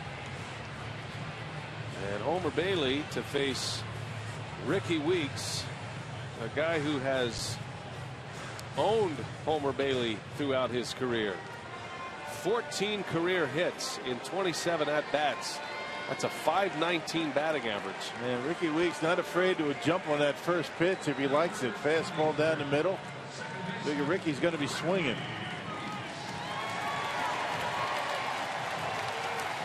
Those are the numbers. Bailey has struck him out 9 times. Ryan Braun is on deck, so Weeks figures to get a good pitch to hit. Could be a game changer here in the 5th.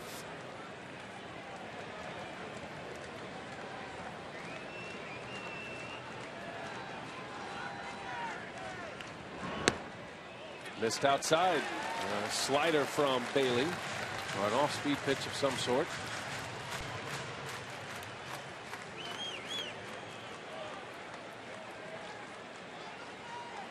Bailey was cruising right along until he walked Overbay, and that was a 3-2 count to Overbay. Ooh, had him out in front. Another good slider. Back-to-back breaking pitches by Bailey to Weeks. And he threw it right down the middle, but just took a little bit off and had Weeks out in front.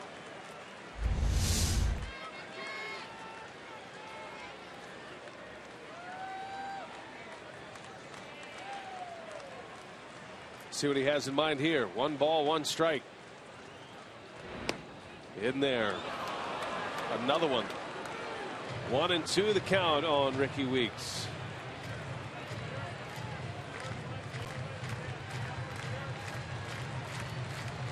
Now Weeks in a hole. Been a long inning regardless. The Brewers fail to score. They will have tacked on to the pitching count. Number 77 of the game on the way from Bailey, who was cruising through innings 2 through 4. The 1-2 pitch just missed outside.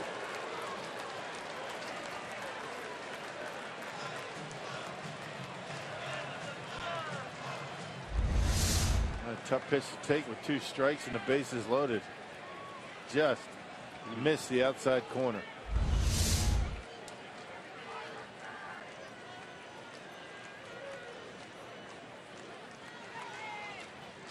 Pitch number 29 of the inning for Bailey. 2-2. Ricky breaks his bat. Slow roller. Cozart gloves. Throws in time for the out. And Homer Bailey gets out of a bases loaded jam. The Brewers fail to score. They still lead it 2-1. 5 in the books.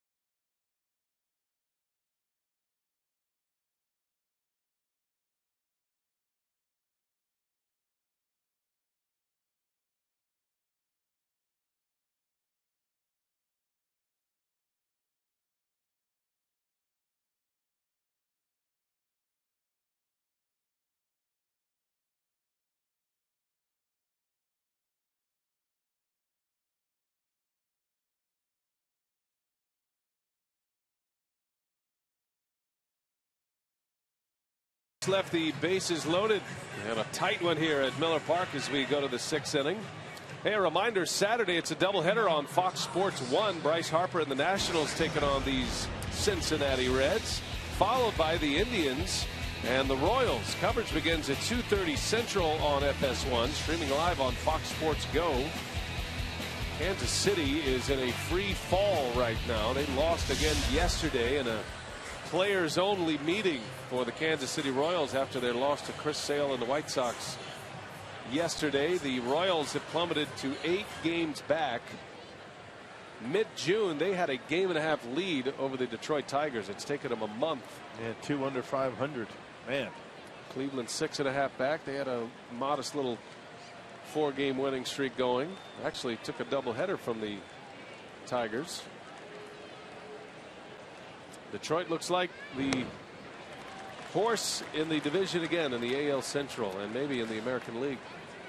Schumacher leads off. He'll be followed by Frazier, then Jay Bruce. Jimmy Nelson back to work, working on a 2-hitter.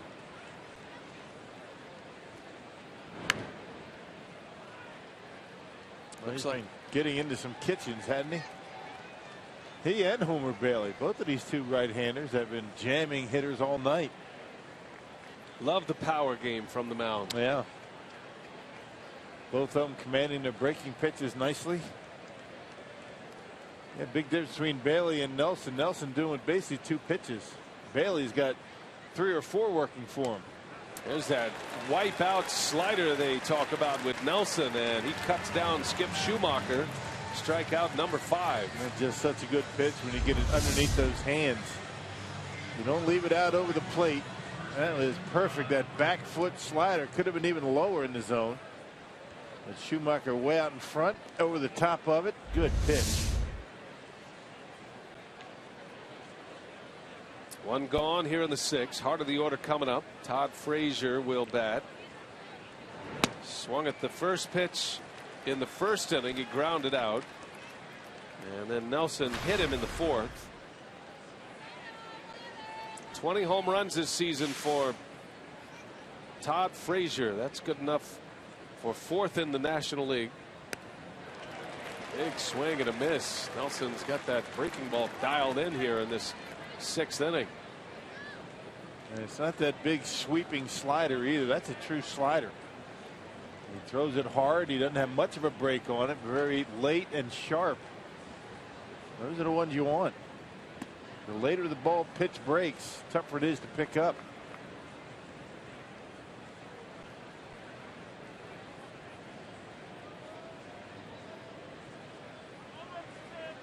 Frazier yesterday against Willie Peralta was 0 for 3.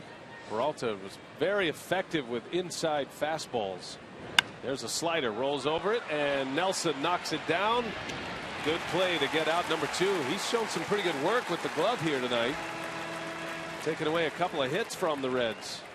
And knocked one down from Brian Pena. Yeah, for a big guy that throws hard, fields his position pretty well.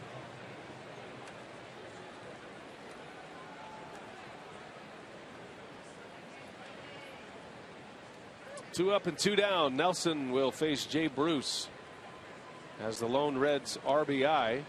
A bouncing double over the head of Overbay down into the right field corner. Drove in Billy Hamilton. That was back in the 4th.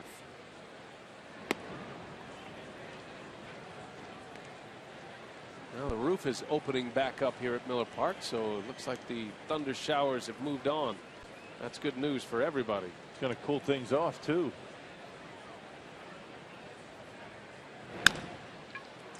Bouncing ball to Ricky Weeks. Nice easy hop and a good strong inning by Jimmy Nelson. 3 up 3 down with a K. He's got 5 strikeouts and a 2-1 lead.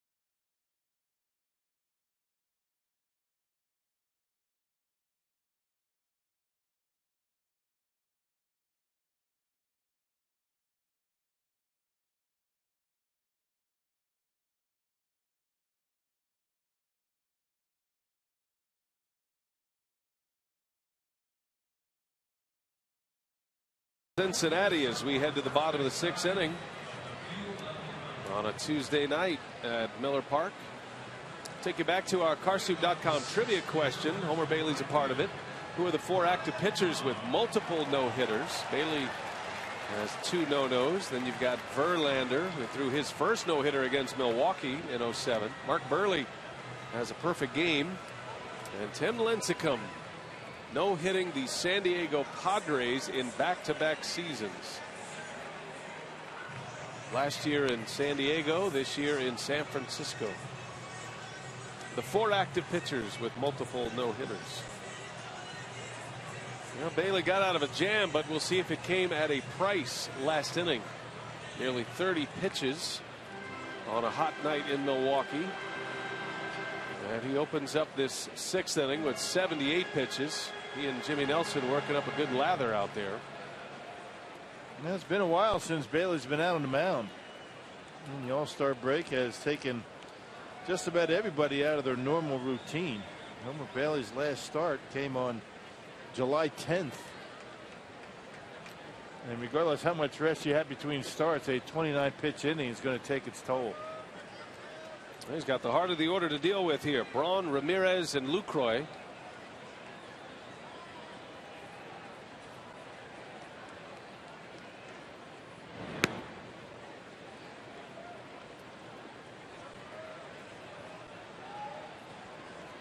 Braun extending his hitting streak with that home run in the first to 10 in a row.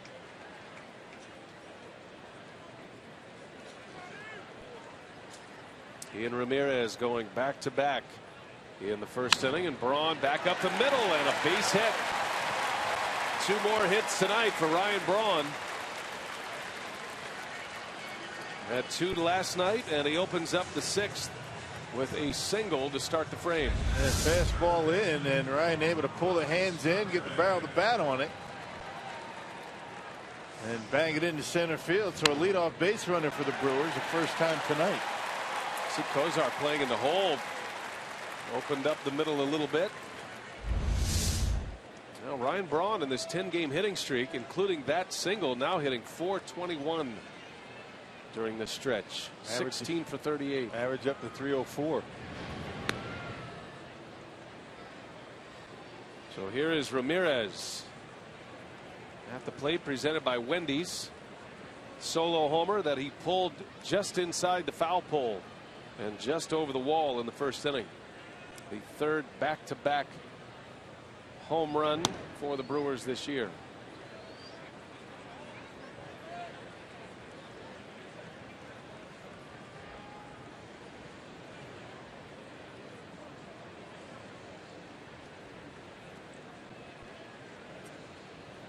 Ramirez grounded out his last time up. 1 out of 2 tonight.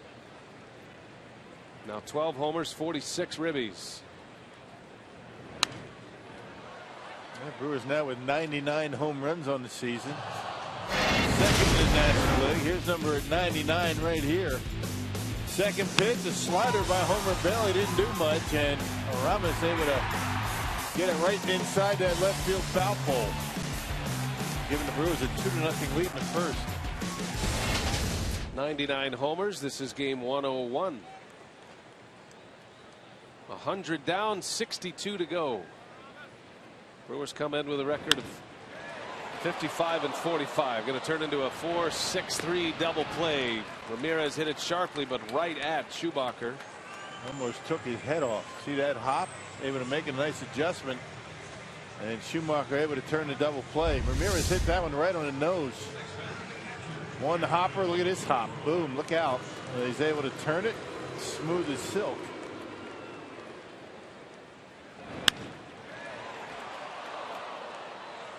Good job hanging in there by Schumacher. So 2 outs. Wipes out the leadoff single. Here's Lucroy.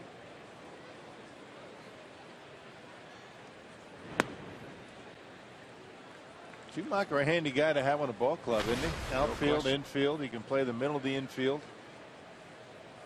Left-handed hitter, makes some pretty good contact. He is an ideal National League player. Versatile, move him around once the game starts even. Getting the start at second base tonight. He got the start in right field last night. His third game back, he was out for a week with a concussion. 1 ball, 1 strike on Jonathan Lucroy. Looking for his first hit of the night.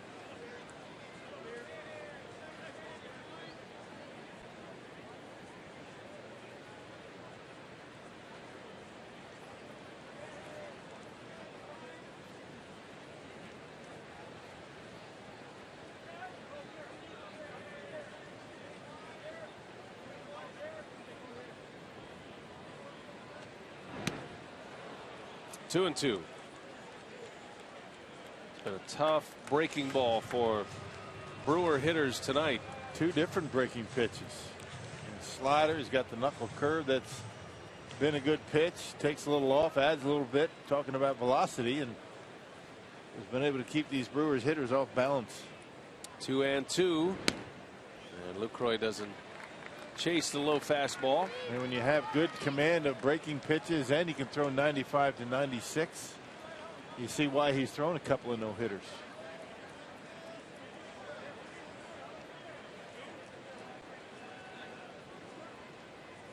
Full count. All-star starter Jonathan Lucroy at the plate. And he sends one deep left center. That ball's back. Got a chance to go. Jonathan Lucroy. Solo home run. 2 outs, 2 strikes. And the Brewers have a 3-1 lead. Yep, hung that curveball that time, and Lucroy able to wait back and knock it out of here. Home run number 100 for the Brewers. Gives him a 3-1 lead. How about Luke? There's that breaking pitch, that knuckle curve. Hanging up in the strike zone just a little bit. Lucroy goes down and gets it and knocks it out of here. Well, 4 hits for the Brewers, 3 of them homers. And those 3 home runs all coming with 2 outs. That's the first home run for Jonathan Lucroy since the 4th of July. Homered against Cincinnati. And sends that one into the Brewers bullpen. Number 10 for Lucroy. 3-1 Milwaukee with Davis at the plate.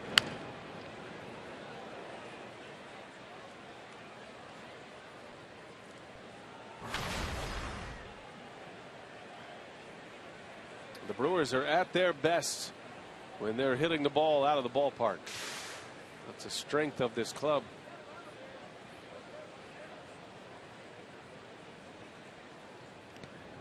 Colorado Rockies have been leading the National League in home runs this season, but they're going to take a hit offensively. I saw a note tonight, Rock. Troy Tulowitzki is on the disabled list. Yeah. Yet again, this seems like he just can't stay healthy. Seems like every year he's on the disabled list. Been some talk that Tulowitzki, and Tulowitzki's the one who brought it up. There's a grounder to third. Santiago will take care of Davis, and that will retire the side. But Jonathan Lucroy, the National League All-Star catcher, delivers like an all-star. A 2-out home run. The Brewers lead 3-1. 6 in the books at Miller Park.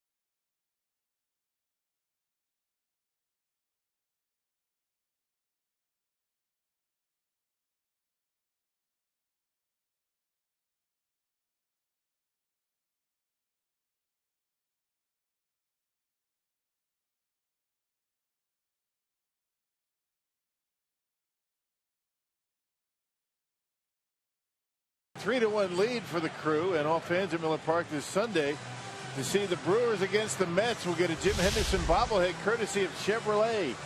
Call 414-902-4000 or go to Brewers.com to reserve your spot today.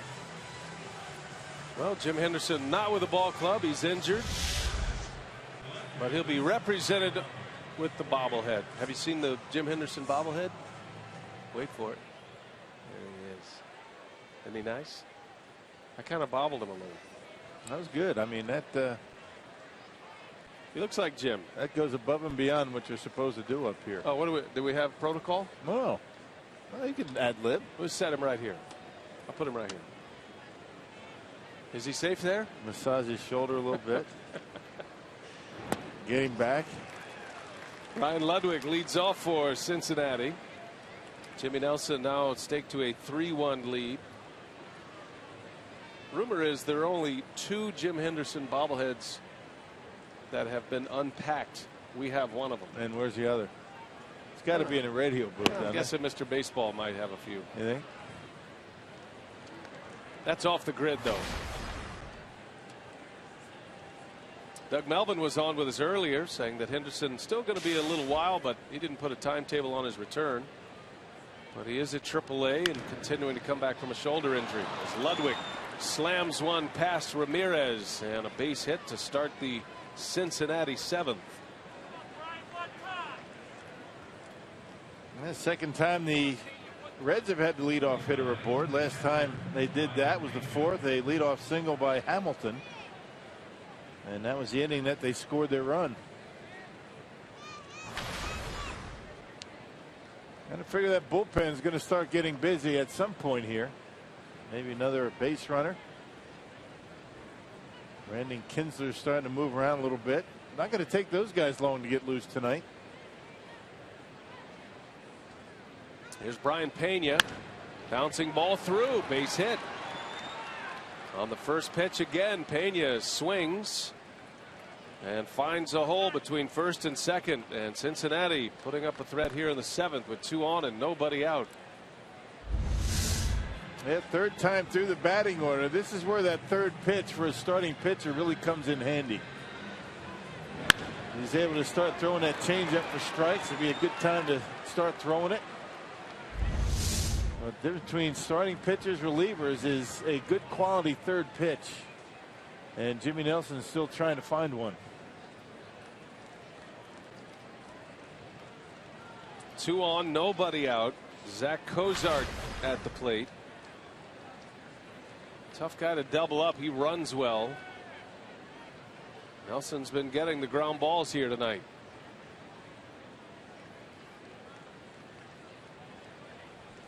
Cozart's only hit 2 home runs this year, but he's a guy that has shown some pop in the past. Shows bunt here, and Nelson up and in. Cozart to the deck. That was a slider. Is he all right?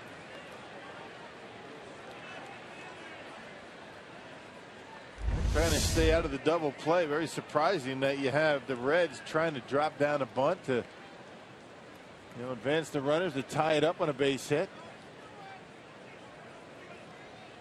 Normally a play for the win on the road to tie it home. Kind of unorthodox strategy. Reds have been dismal with runners in scoring position on this current road trip. And Cozart shows bunt again. And now it's 2-0 on Cozart. Cincinnati came into this game tonight just 1 for 28 with runners in scoring position. Bruce had an RBI double with a runner at second in the 4th. And now it's 2-0. He's still going to bunt. Or let him swing away. Shows bunt and takes ball 3. Nelson digging himself a hole here. He was 3-0 on Cozart in the 5th inning. He came back and got a ground out from him. He's giving you an out. You got to throw him strikes. Zach Duke loosening in the Brewers bullpen. Got a switch hitter coming up next. Back-to-back singles. 2 on, nobody out. The 3-0 is in there for a strike. Sometimes you see a guy squirming around the bunt on you. Your first thought is to get in position to field instead of finishing or delivering and throwing the strike. First things first. Throw the strike and then field your position. Reds don't have a whole lot of speed on the bases. Could give the Brewers a chance at a lead out. Nelson just trying to throw a strike here. 3-1. He shows bunt again, and did he go for it or did it hit him? They're going to say a hit by pitch. Well, that came right in on Cozart, and he is shaken up. Get him in the hand.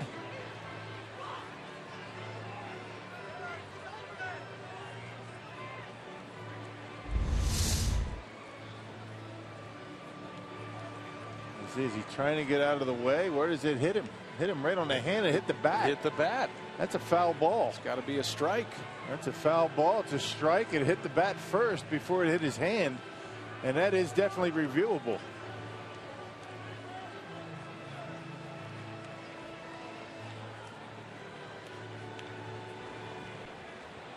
And that hit the bat first and then the hand. I'm not quite sure why Renneke's not going out there.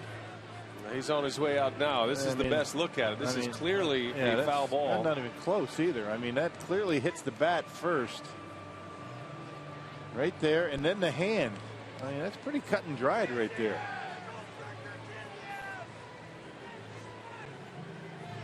So Renneke was on his way back to the dugout, and now they're going to challenge this, and that's the right move. This should be overturned here. Home plate umpire Brian Gorman is the crew chief, and he pointed Cozart to first base. So the call on the field is a hit batter. Now, if the ball hits the bat and the hand at the same time, it's a foul ball. And it looks like that's what happened. Maybe the bat first, just by a fraction, but I'd be surprised if this isn't overturned and called a strike. In the meantime, Zach Cozart's having a rough time. And they just showed the image on the big screen here at Miller Park. Fans see that and react to that. Simultaneous, it's a foul ball. Well, Renneke thought he was going to get an out call at second base yesterday. It did not, and didn't get it.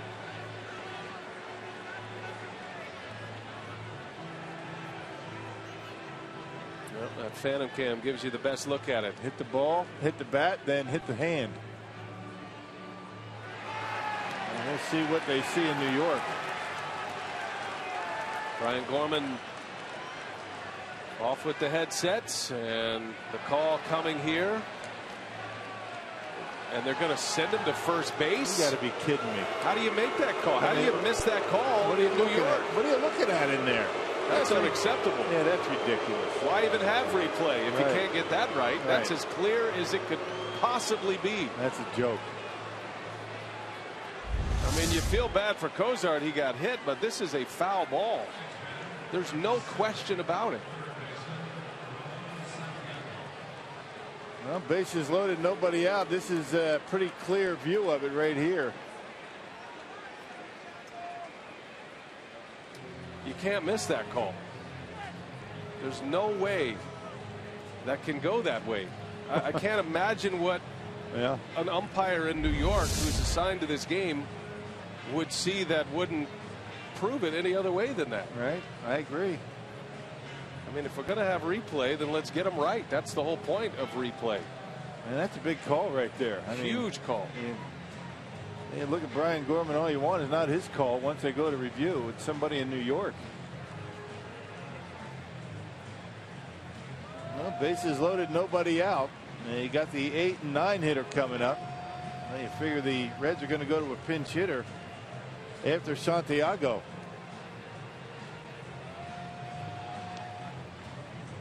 Well, the report we're getting from New York, they tell us what the definitive look is, and they're saying that the definitive look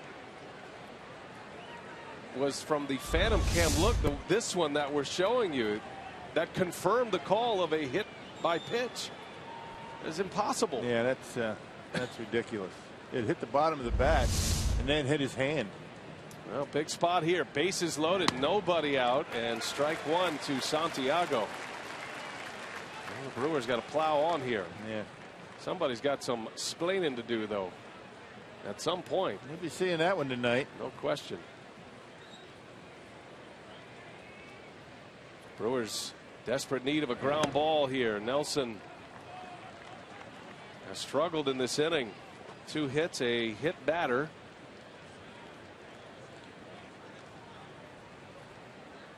Santiago walked in the 5th inning. He lined out to third in the 3rd. They put that one by him. 1 ball, 2 strikes to count. And you get a strikeout, then a double play ball. And what Nelson's trying to do in this situation is to keep Brian Pena from scoring. You have bases loaded, nobody out. It'd be a miracle to keep Ludwig from scoring. That's a guy you want to keep from scoring right now. Nobody out. And Lucroy's home run looking big right now. Brewers are up 2 after a 2-out homer in the bottom of the 6th. And that ball hit Santiago. Nelson drills Ramon Santiago, the 3rd hit batter of the night, and a run will score. And that's got to be the end of the line for Jimmy Nelson, you would think. 2 hits, 2 hit batters, and it's a 1-run game. And Renicky on his way out. So Nelson will exit, losing command here in the 7th in a big way.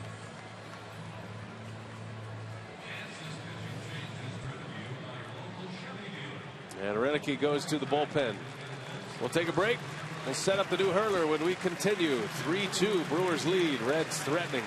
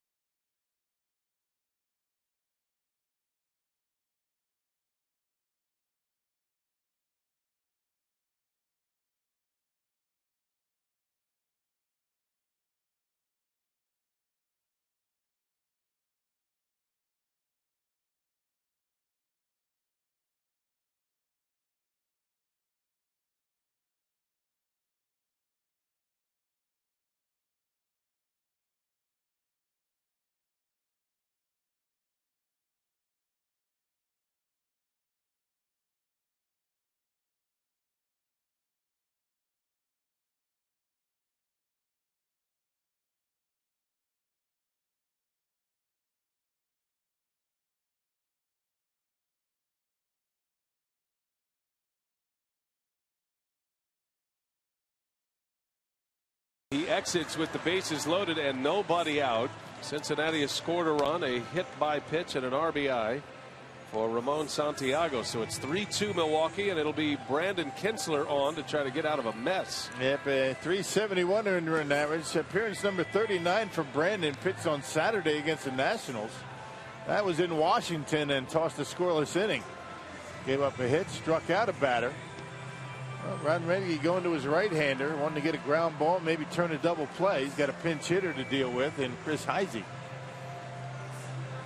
Heisey was announced. Renicky goes with Kinsler. That closes the book on Homer Bailey. 6 innings, 4 hits, 3 earned runs.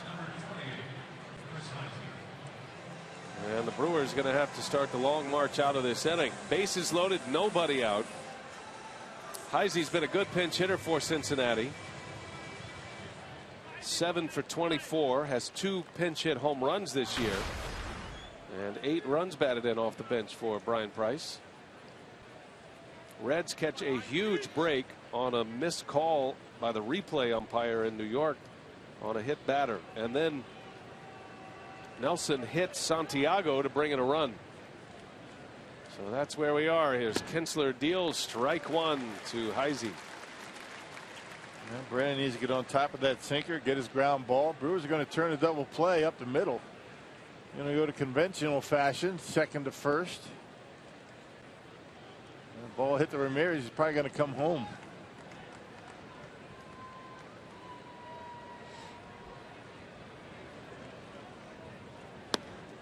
Oh, and 2 the count. There's that sinker on top of it. Good downward movement. And the mistakes Brandon's made a lot this year, when he's made mistakes, have come on his breaking pitch. He's been leaving his slider upstairs quite a bit. You don't want to do that in this situation.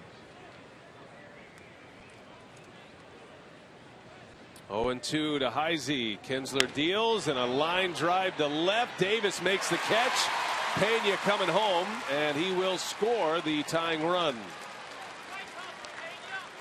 So on an 0-2 pitch, Heisey squares one up, and a sacrifice fly and an RBI to even it up. Yeah, it didn't have to be that good of a pitch on 0-2.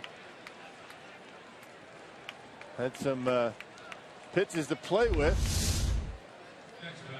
Fastball. This one he got on the side of and did not get that downward move, and Heisey hit it right on the nose, but fortunately for the Brewers, right at Davis.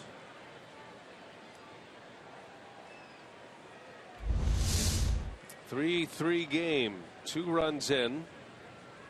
First and second now for Billy Hamilton. Nearly impossible to turn a double play on this guy. He's 1 out of 3 tonight.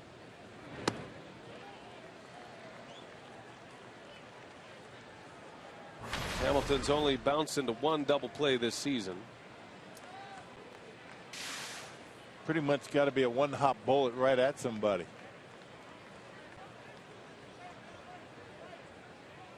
Good speed at second and Cozart, and right off the end of the bat, foul. Ball and a strike.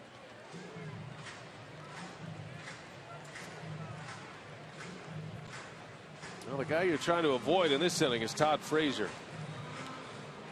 That's the big bat that you certainly don't want it to play with men on base if you're Brandon Kinsler. Now in the hold. Schumacher next. 1 ball, 1 strike to Hamilton, and he fouls it away. He's late, and it's 1-2. He tried to stay on that 2-seam fastball, but just a little bit out in front, just flares it off to the seats.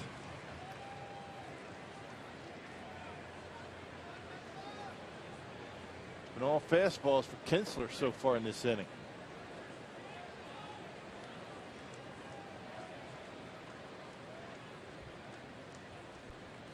Deals a 1-2. This is low and away. 2 balls, 2 strikes.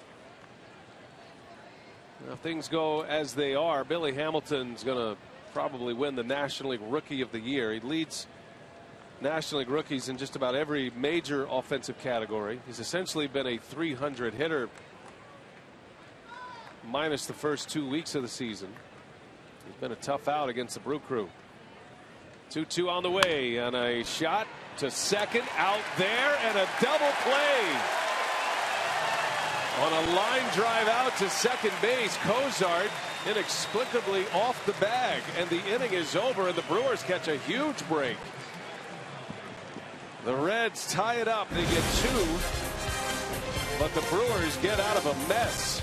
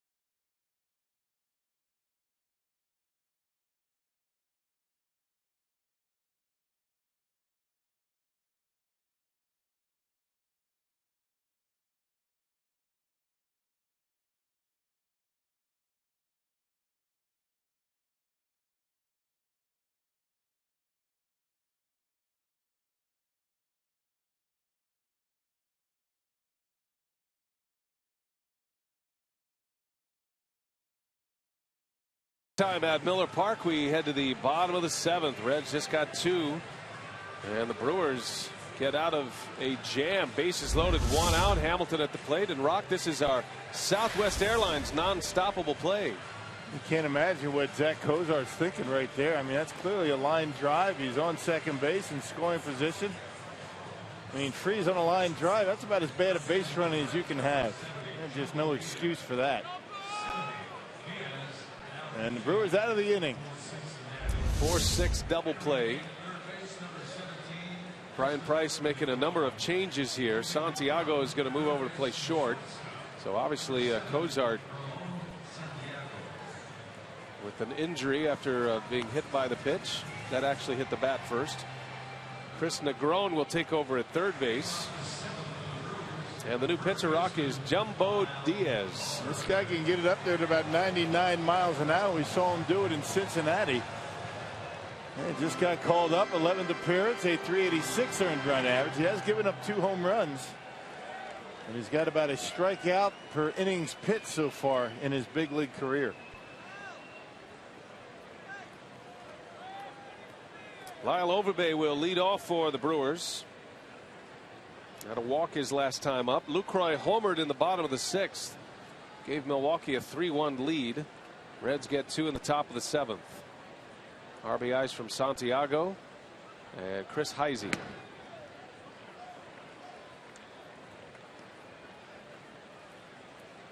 All 3 runs for the Brewers have come on solo home runs, and all 3 with 2 outs. Braun and Ramirez back-to-back in the 1st, and then Lucroy's 2-out, 2-strike homer in the 6th. And Diaz made his major league debut back on June 20th. That was against Toronto after 340 minor league appearances. The Reds notes state, and I quote, his accurate weight is 278 pounds. And that's down 70 pounds from where he was. Which is why he wears number 70. That's right. That's true. He's very proud of that fact, and he should be. And because of all of that weight that he lost, if you're bumping around the internet, just Google Jumbo Diaz. You'll see some images of him as a minor leaguer. Looks like an NFL lineman. Right, big. On the mound. But he lost a lot of weight and getting his chance in the big leagues for the first time at age 30. And he puts that one right by Overbay.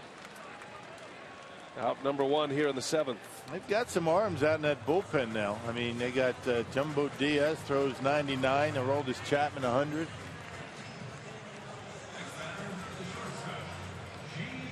He started his professional career back in 2002. And this is the first year he's ever appeared in the big leagues. 1 gone. Here is Segura. All tied at 3 here in the 7th. And a slider in there for a strike.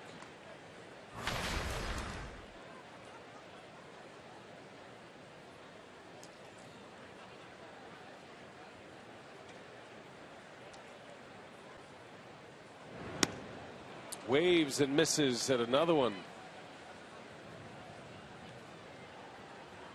0-2 to Segura. That's the pitch he's been laying off lately.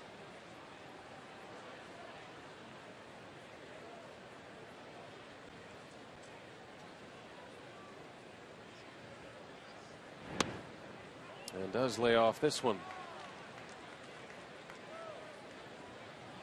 Well, Cincinnati has lost 5 in a row. They've struggled with runners in scoring position, but they were able to deliver a couple of runs without the benefit of a hit in the top of this inning.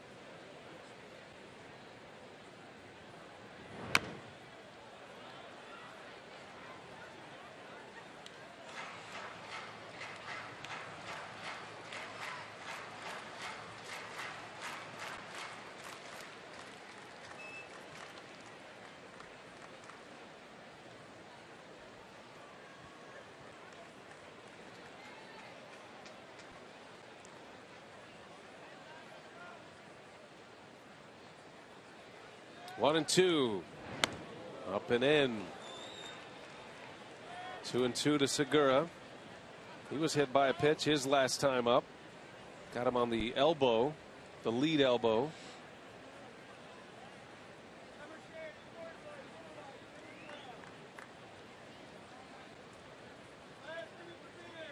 Pitcher spot due up next. Logan Schaefer already moving on deck. Jumbo Diaz, a 2-2, and Segura hangs right in there, fouls it away. Yeah, hung that slider that time. 88, 87 on the slider. Anywhere between 95 and 99 with his fastball. That's a big difference in speed right there, slider and fastball. Got to take advantage of those hangers.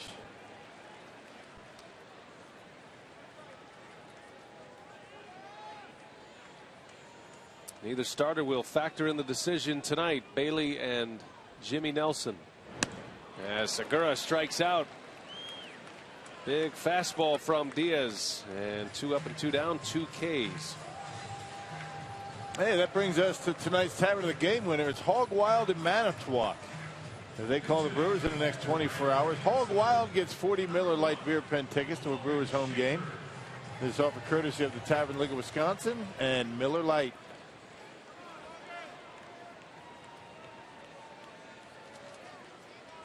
Two outs. Here's Logan Schaefer pinch hitting.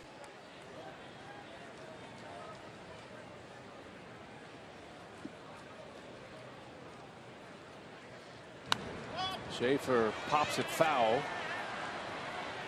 Logan got the start last night. Started in left for Chris Davis. Was 0 for 4. Davis back in there tonight.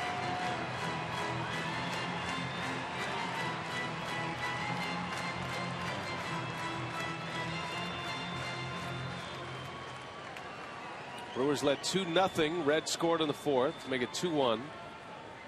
Lucroy's homer made it 3-1 in the bottom of the 6th, and then Cincinnati with 2 in the top of this inning.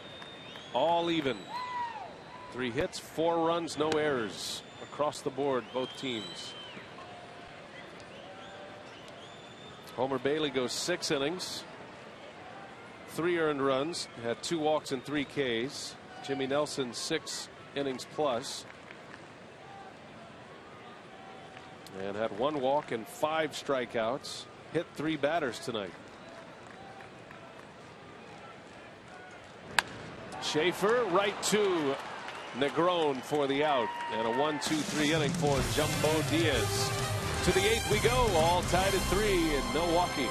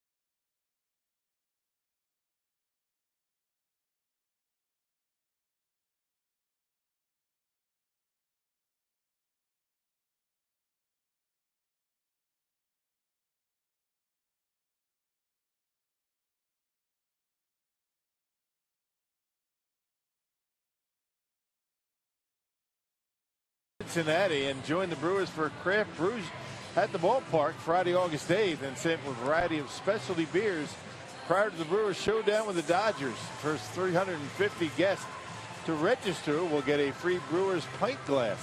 Register today at brewers.com/special events. Yeah, we're pushing near the month of August. Third week of July after the All-Star break. Brewers opening up with a 7-game homestand. This is night 2. One more with the Reds tomorrow, and then 4 against the Mets. Zach Duke on to pitch for the Brewers as we head to the 8th. Good job by Brandon Kinsel, allowing only 1 run. Came in with the bases loaded, nobody out. Now it's Zach Duke's turn. 46th appearance, a 113 earned run average. He's been terrific. 51 strikeouts and just shy of 40 innings of work for Duke, who last pitched on Sunday against the Nationals and tossed a scoreless inning. Struck out a couple of batters. Against his former team. He'll face Schumacher to lead off. Couple of lefties here for Duke. But the big right-handed bat in between Schumacher and Jay Bruce, Todd Frazier, who's due up next. All even at 3. Duke goes to work in the 8th. Brewers will have the top of the order in the bottom of the 8th.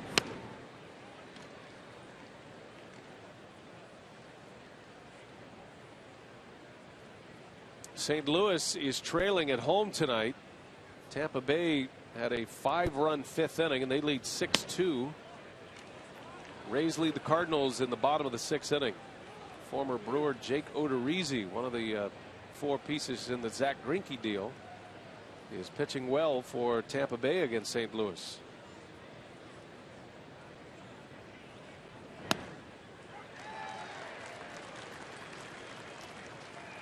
Brewers have one of those players back in their own bullpen now, Jeremy Jeffress.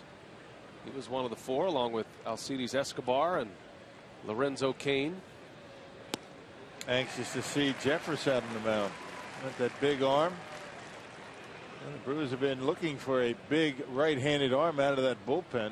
Tyler Thornburg, Henderson on the DL. There he is on the left. A couple of former Royals there.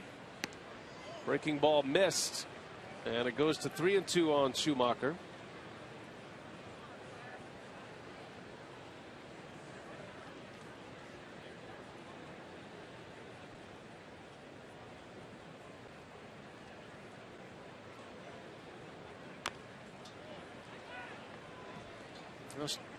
Zach Duke began the season. Well, he was a non-roster invitee to spring training, so he was a long shot to make the club anyway. He had been a starter with the Pirates. With Cincinnati last year, he reinvented himself with the way he throws the baseball, changing his release point, his arm angle, and he puts one right by Schumacher. And Rock, it's not that he has all these different release points, which is tough enough on a lefty, but he's got velocity with it as well. Yeah, had Schumacher thinking slider and then put a fastball right on the inside corner to get him. You know, the best thing about Duke, not just the fact that he's been lights out against lefties, but he's been very effective against right-handed batters, which really comes into play. It's important for Reineke to be able to use him against right-handers, so he doesn't have to burn his whole bullpen to get through an inning. Now, most managers aren't going to stack back-to-back lefties, especially with the pieces that they don't pinch hit for, like Todd Frazier. So Duke has proven that he can handle right-handed hitters. He's got a big matchup here against Frazier, and he spins one in. Backdoor breaking ball for strike 2. And ordinarily left-handed pitchers that have that arm angle, that sidearm action, are not as effective against right-handers, because right-handers can see the ball much better than they can with a more conventional delivery. And he got him. Duke strikes out Frazier. Back-to-back Ks for Zach Duke. Sidearm fastball that time. Yep, breaking ball, fastball. Good morning, good afternoon, good night. 3 pitches, that's all it took. And that one on the inner half and blew it right by him at 90 miles an hour. Now, Duke had considered re-signing with the Reds, but didn't feel like his best path to the big leagues was going to be in Cincinnati. When they started the year and he started to look at the rosters this offseason, he thought Milwaukee might be his best chance. And he was right. Although he pitched well for Cincinnati last year. He was in their minor league system, got called up, pitched in 14 games for the Reds last year and only gave up 1 run in 10 2/3 innings. And he's pushed his way into the top 5 in relief pitching earned run average. And really starting to rack up the appearances. This whole Brewers bullpen has been worked a lot, but they've been pretty effective.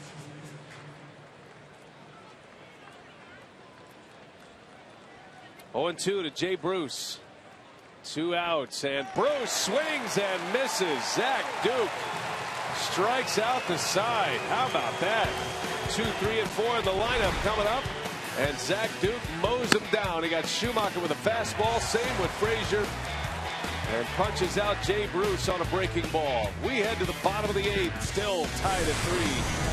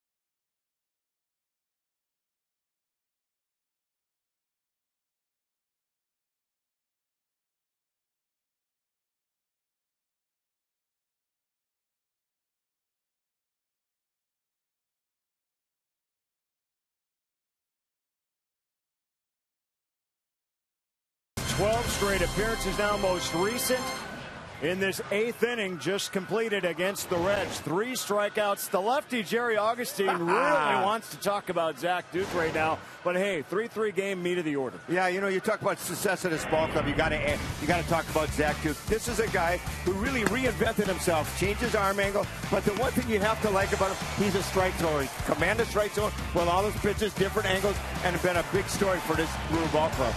Well, he's keeping Milwaukee in this game, giving him a chance here in the bottom of the 8th. Carlos Gomez, the top of the order, set for Ron Reinicke's squad. We've got Brewers Live on the way afterwards, Brian. All right, thanks a lot, Craig and Augie. Going to be a final at-bat win for someone here tonight.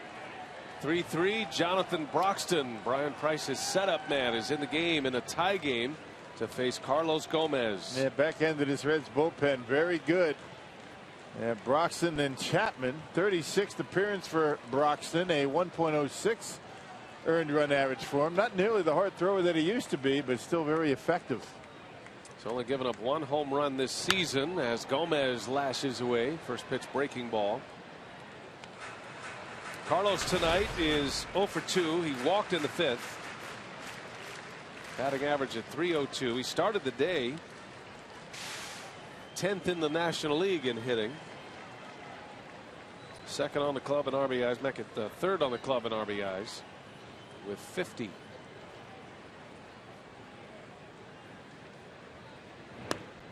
Brewers would love to keep the theme going here in the 8th. All 3 of their runs coming on the home run ball. Braun hit his 13th, extending a hitting streak to 10 in a row. Ramirez went back-to-back with Braun in the first inning. That was number 12 for Aramis. And then Lucroy number 10 in the 6th inning. Strike. A slider on the outside corner. 1-2 the count. Yeah, Brewers have the advantage as to where they are in the batting order. Top of the order for the Brewers. And you got the bottom half coming up in the 9th for Cincinnati.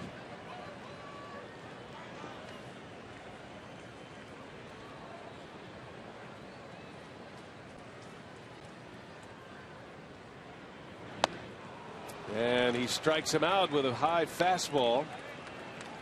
So Gomez is gone.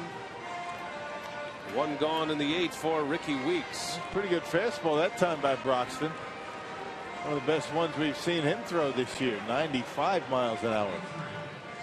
He used to be a 98 guy. Not anymore.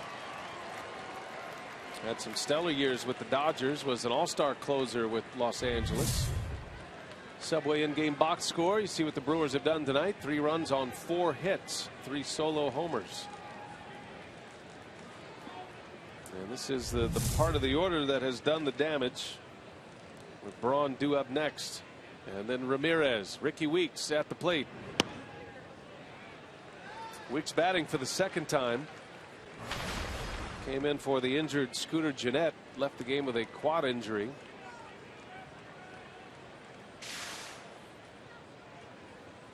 Weeks grounded out with the bases loaded in the 5th inning. That was a big play in this game. Homer Bailey getting through that inning without a run.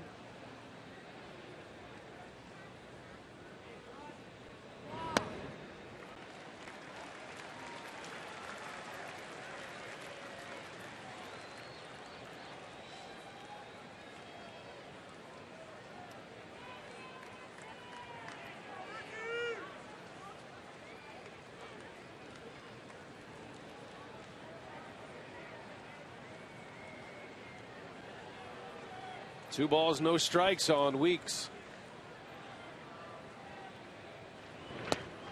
3-0. Now sliders from Broxton, not wanting to throw a fastball to Weeks. I figure Ricky's going to see one here. Pretty good chance he's going to be taking though, with Ryan Braun on deck. But you never know.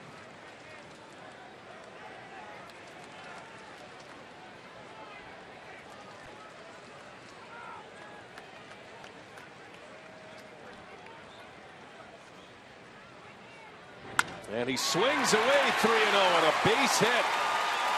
Ricky Weeks had the green light, turns it into a single with 1 out, and there is the go-ahead run at first base. And didn't waste it. Got a pitch to hit. The only fastball that he saw in that at bat.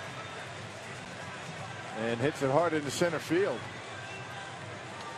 Here comes Ryan Braun. 2 hits tonight, including a home run. Gives him 13 on the Powerball home run leaderboard.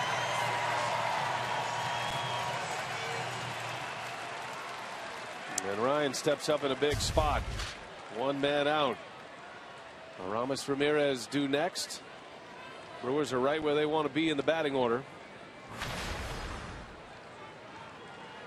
2 hits last night for Braun, drove in a pair. 2 more tonight.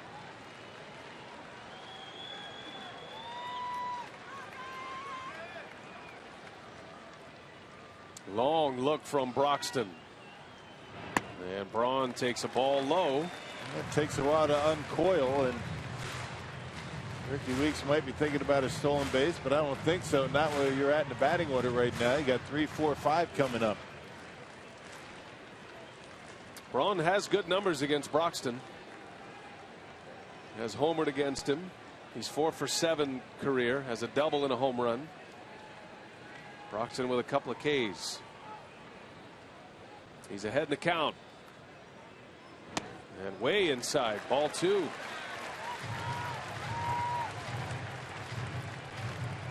Now Braun in the driver's seat.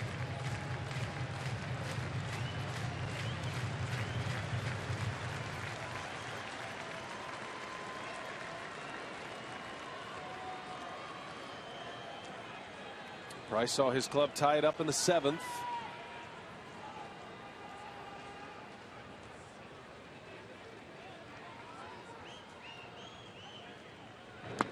In the dirt. 3 balls, no strikes. And now we'll see if Ryan Braun has the green light here. 3-0.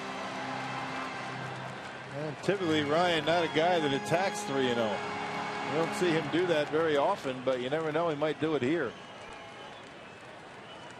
Well, a walk would mean the go-ahead run would go to scoring position for Ramirez. This could be fun. We'll see. See what Broxton has in mind here. 3-0. Weeks reaching on a single on a 3-0 pitch just a moment ago. And Ryan taking all the way, takes a strike. Can't remember the last time he swung on 3-0. He just doesn't like doing it. Some guys don't. Make him throw a strike. Certainly be on the attack on 3-1. Braun's homer in the first went to right field. He pulled a home run in Washington, D.C. on Saturday. 3 balls, 1 strike. Broxton deals it, and Braun takes a strike. Didn't like the call. Full count it goes. Right at the top of the strike zone. I figure Ricky's going to be running on this 3-2 pitch.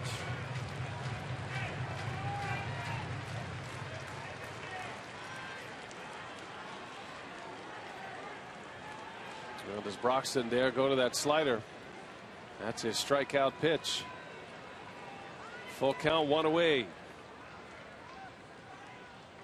Weeks stays put, and Braun takes a called strike 3. Broxton comes all the way back, strikes out Ryan Braun for the 2nd out. And good thing Ricky wasn't running. He would have been easy to make a throw out on that pitch right on the outside corner. Let's see it. Pretty good pitch. Yeah, right there. Tough to argue that one. Fox Tracks had it in there. Perfect pitch from Broxton. You got to give him credit. Not too close to take for sure. I'll say that's not a strike. So here's Ramirez now with 2 outs.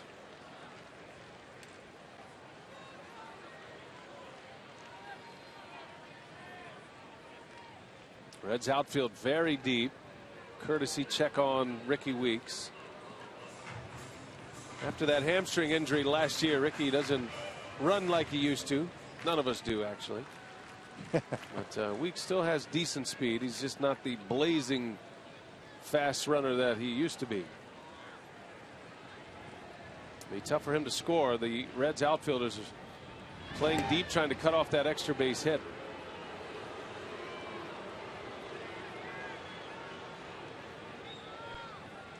Yeah, but that means maybe a ball in front of him might extend the inning for Jonathan Lucroy. That wouldn't be a bad option either.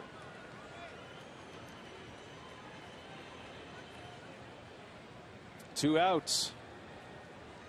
And Ramirez takes a strike. So Broxton's been effective up there in the top line of the strike zone. And when you throw as hard as he does, that's a good spot to pitch. Yeah, Brewers just not seeing that baseball very well out of Broxton's hand. They haven't been swinging much.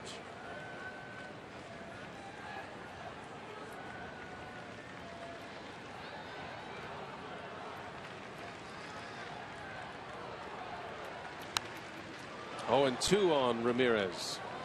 Yeah, mistake, and Broxton got away with it. Ramirez upset with himself. Got one right down the middle on 0-2. Got away with it.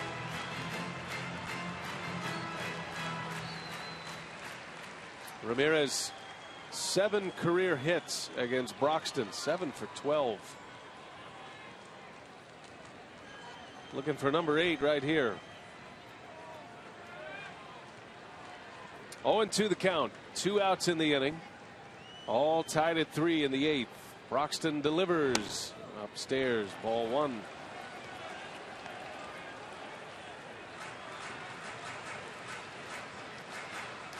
A lot of fastballs here from Broxton. He's got the Brewers looking slider. It appears that they haven't had too many good swings on his fastball except for Ricky Weeks.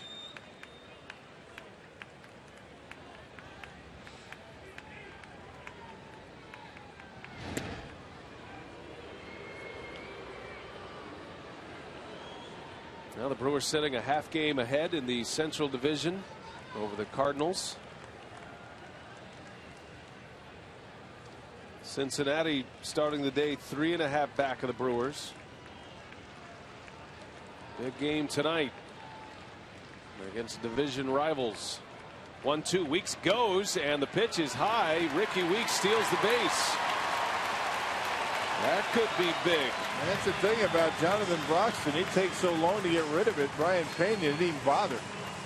He never came out of his crouch. You knew that Weeks had it stolen. Decent lead, very good jump, and no chance at all for Pena to get Weeks. So a base hit should give the Brewers a lead. Now the Cincinnati outfield has to come in a few steps. Third stolen base for Weeks, and that's a big one. Representing the go-ahead run here in the bottom of the 8th. Ramirez was down 0-2. Now it's 2-2.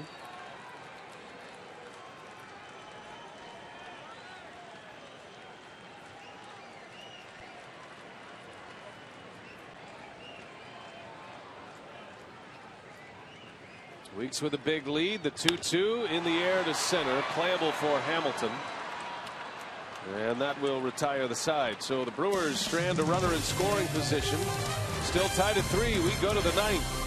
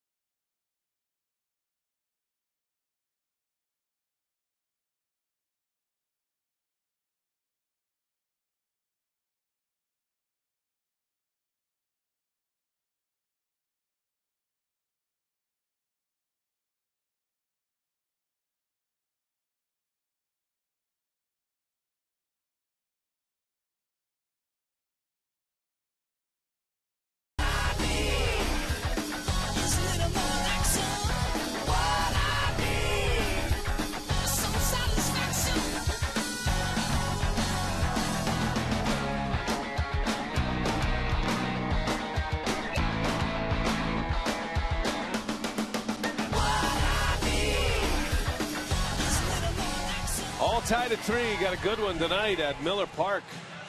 We go to the 9th inning, and the Reds coming up against Frankie Rodriguez. As promised earlier in the broadcast, the AT&T fan photo comes to us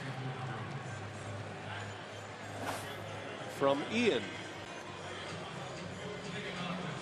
Make sure you use that hashtag #WisFanPhoto. We appreciate the photo. Thanks for playing along, Ian. 9th inning, and Reneke's going to use his closer, Frankie Rodriguez, who has not been great in non-closing situations, but he'll enter this one in a 3-3 game. He's given up runs in 3 straight appearances, but was able to pick up a save in last night's game against Cincinnati. Gave up a home run, but struck out the side. I should say 3 strikeouts against Cincinnati. First man up is Ludwig, fouls it away. Saw the numbers there for Frankie Rodriguez in save situations and non-save situations. His ERA is about 3 runs higher in non-save opportunities. Now check that. That wasn't wrong. I was reading the wrong line. That was a 3-up, 3-down save for Frankie Rodriguez, his 29th of the year. I was reading the line for Will Smith. My apologies. Could happen. Bouncing ball to short. A little bit of a shift on. Segura makes the play. Ludwig retired. 1 away in the 9th. And that'll bring up Brian Pena. The Brewers will have Lucroy, Davis, and Overbay scheduled to hit in the bottom of the 9th. Trying to get out of here with a win tonight. St. Louis still trailing the Tampa Bay Rays. That game is now 6-2 Tampa Bay. It's in the bottom of the 7th inning. The Pirates beat the Dodgers tonight 12-7 after LA won last night.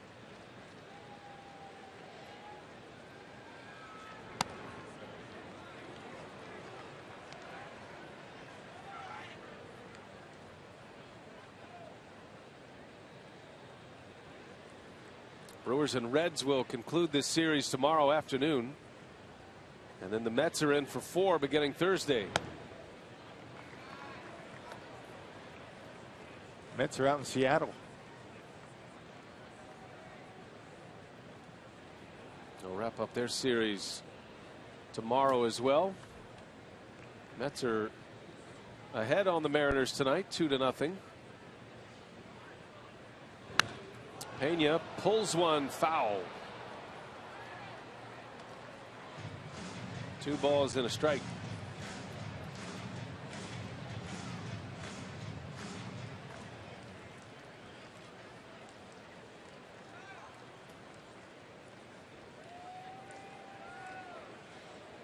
Zach Duke struck out the side in the 8th. Kinsler did a great job in the 7th to get out of a bases loaded mess. Base running blunder in that inning by Zach Cozart. And a soft liner that ended up as a double play. Although the Reds did score twice to tie this game at 3. Cozart's out of the game. He was hit by a pitch earlier in that frame. As if the injury problems haven't been enough for the Reds. They're going to have to deal with Zach Cozart. Not sure what's wrong with him quite yet. Probably a hand injury, and no telling how long he's going to be out.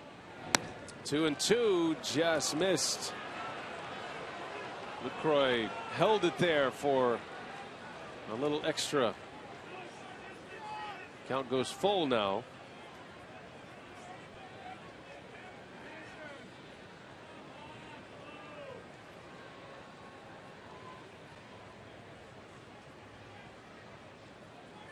Payoff pitch. And a base hit back up the middle. Pena turns it around. Tried to put a fastball by him, but Pena was ready for it. And back-to-back hits and at bats for Pena. One to right, one to center. K-Rod elected to go with a fastball and a 3-2 count. Normally that's his changeup count. Pena waiting for it. Lucroy to the mound. Pena with back-to-back hits. Tomorrow, Mike Leake against Kyle Loesch. Miller Lite, what's on tap? First pitch at 1:10. You can catch that on the Brewers radio network. No television tomorrow for us. Numbers pretty even for those two guys. Kyle picked up a win against the Nationals. His first time back after the All-Star break. A 4-2 victory.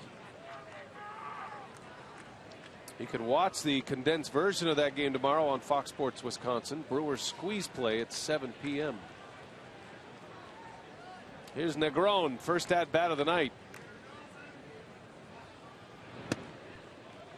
Reds did some shifting of their infield. Cozart left the game. Santiago went from third to short, and Negron came in to play third. He had a home run last night in a pinch hit appearance. That was against Will Smith to start the inning in the 8th. One out, runner at first in a 3-3 game. Big bouncing ball. Segura has it, goes to the bag for the out. Second out of the inning. And Negron replaces Pena at first base.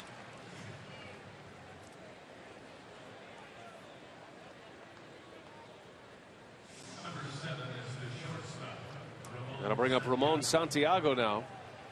By the way, there is an update from the Reds clubhouse. Zach Cozart went for an X-ray on his fingers. The X-rays were negative, and he's listed as day-to-day. Yeah, probably won't see him in the lineup tomorrow, though. He'll be a little bit sore. A couple of casualties in this game. Unlikely you'd see Scooter Gennett tomorrow either.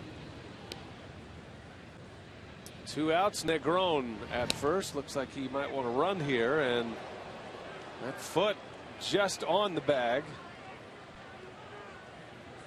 Almost missed the bag. on his way back. That was close. And nice quick feet by K-Rod. Almost tripped and stayed on it, though. Yeah, the Reds would like to get that man into scoring position. You don't have much power coming up. There's a guy on deck and hit a few homers. Lutz, the left-handed hitter, on deck. But Santiago, not so much.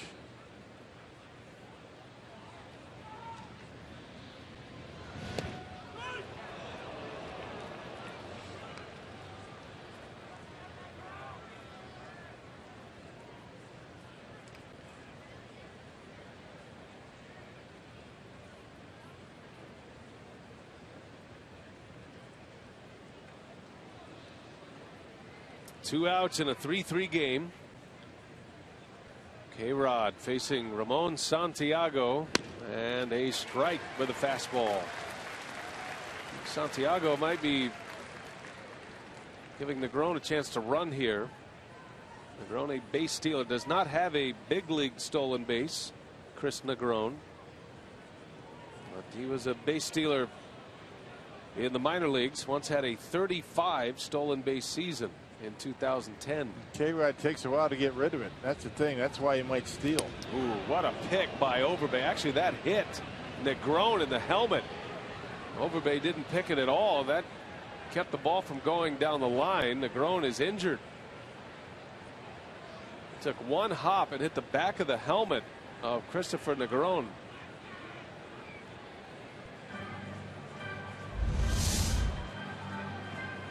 And going in head first. Oh, he's very fortunate that that didn't hit him in the ear. Came close, right on the edge of the helmet. Man, yeah, side of the head.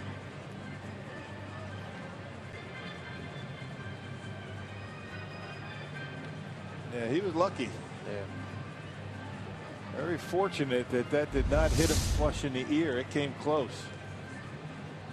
He's down on his back.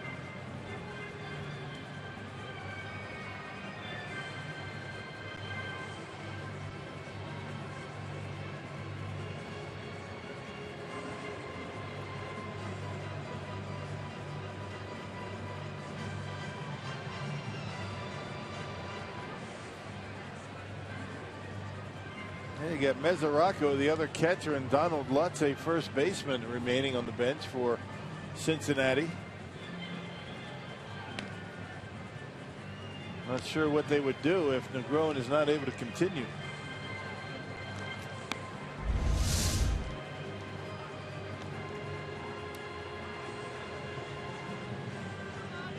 One hop and hits the helmet of Negron and then hits the chin of Lyle Overbay. Negron is up on his feet now. Man. I wonder if he's going to be able to continue on here. Athletic trainer taking him through the steps. And you got the concussion issues for Major League Baseball these days, and they take that stuff very seriously, and apparently he passed all the tests, and he's going to remain in the ball game. Yeah, you're right. Very fortunate there. That hit the helmet. All right, back at it. The count is 0-1. That ball could have just as easily been down in the corner. Negron, with his speed, might have been able to get to third base. And a swing and a miss. Change up from K-Rod. 0-2 the count on Santiago. And you see the grip of the rotation, and watch the ball dive as it gets to home plate, down and away.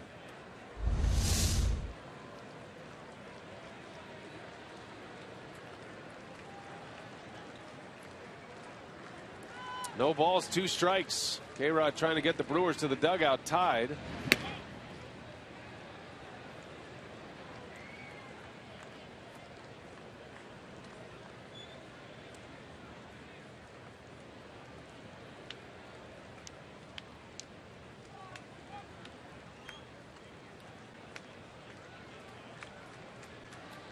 Big pitch coming for Rodriguez.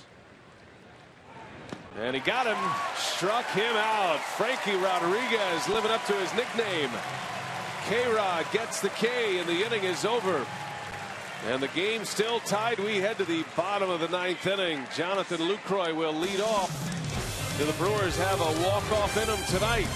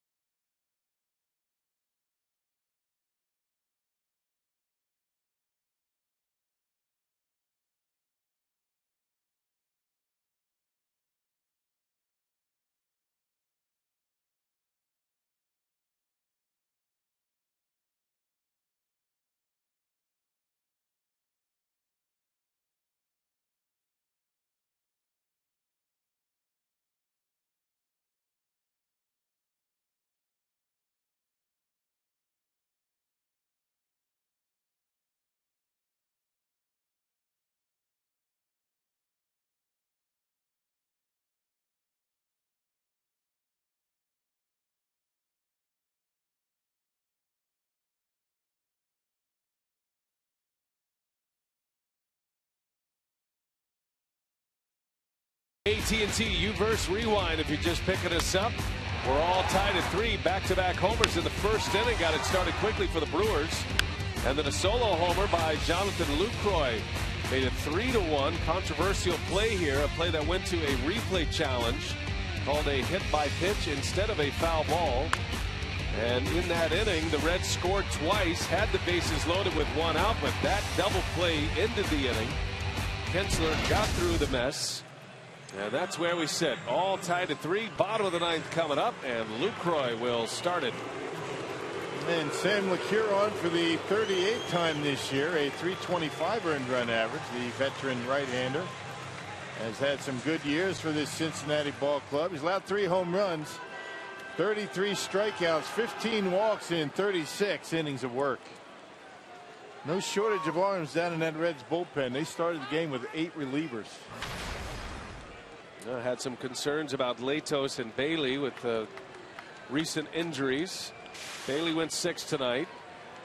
Both teams in good shape in their bullpen. Lucroy would love to end it right here and now. Leading off this 9th inning, Lucroy takes strike 1 from LeCure. Yeah, LeCure last pitched on Sunday against the Yankees. A no decision, and inning in the 3rd of scoreless baseball. Lucroy's walk-off home run came against Aroldis Chapman here at Miller Park last year. I remember that at bat vividly. That was a long battle. Kept fouling off fastballs. He finally got a slider from Chapman. He hit it into the seats in left field. His lone walk-off homer of his career. 3-3 game. Both clubs with 5 hits. LeCure deals, and Lucroy turns on one. This is up, and this is gone! A home run for Lucroy, and the Brewers win!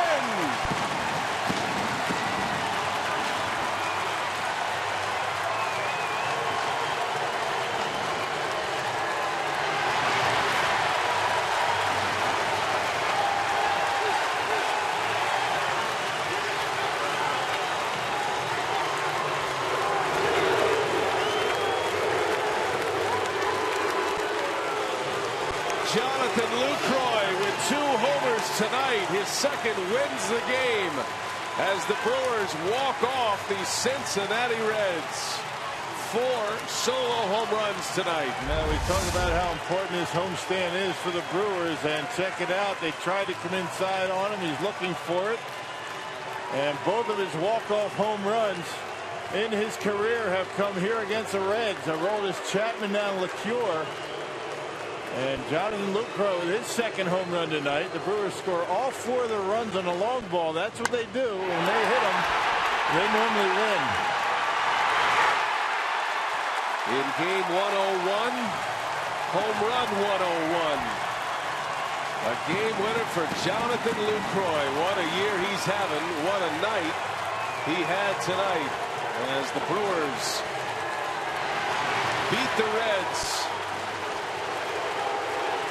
Lucroy's dramatic home run. A face full of dirt and seeds. Let's send it down to Telly Hughes. All right, thanks, B.A. Luke, you're hearing it from the crowd. Your second home run is also your second walk-off home run of your career. I see you kind of looking around.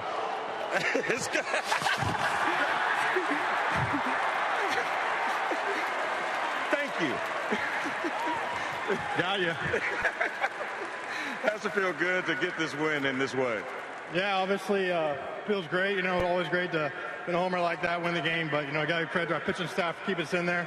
Relievers coming out of the bullpen and shutting them down, so it was a lot of fun. I know you have been struggling at the plate as of late, but to get these 2 home runs and bust out, do you feel like this is something that can help turn things around for you? Yeah, you know, every hitter goes through slumps during the season. It's just about having good at-bats, trade the ball hard. So that's really all you can do. I'm glad I didn't get a part of that. And finally, to take the first 2 games of this series and this homestand, has to feel good to come back after the break and do so. It does. It feels great, you know. It just feels good to get a win, you know. They're playing pretty good on the other side over there, so we just got to keep grinding it out, playing hard, and good things will happen. Thanks for your time. Congratulations, and go dry off while I stay wet. Yeah, thanks. All right, that's Jonathan Lucroy coming up with the walk-off home run for the Brewers. Let's send it out to Craig for the start of Brewers Live. All right, Telly, thanks very much. We're going to have to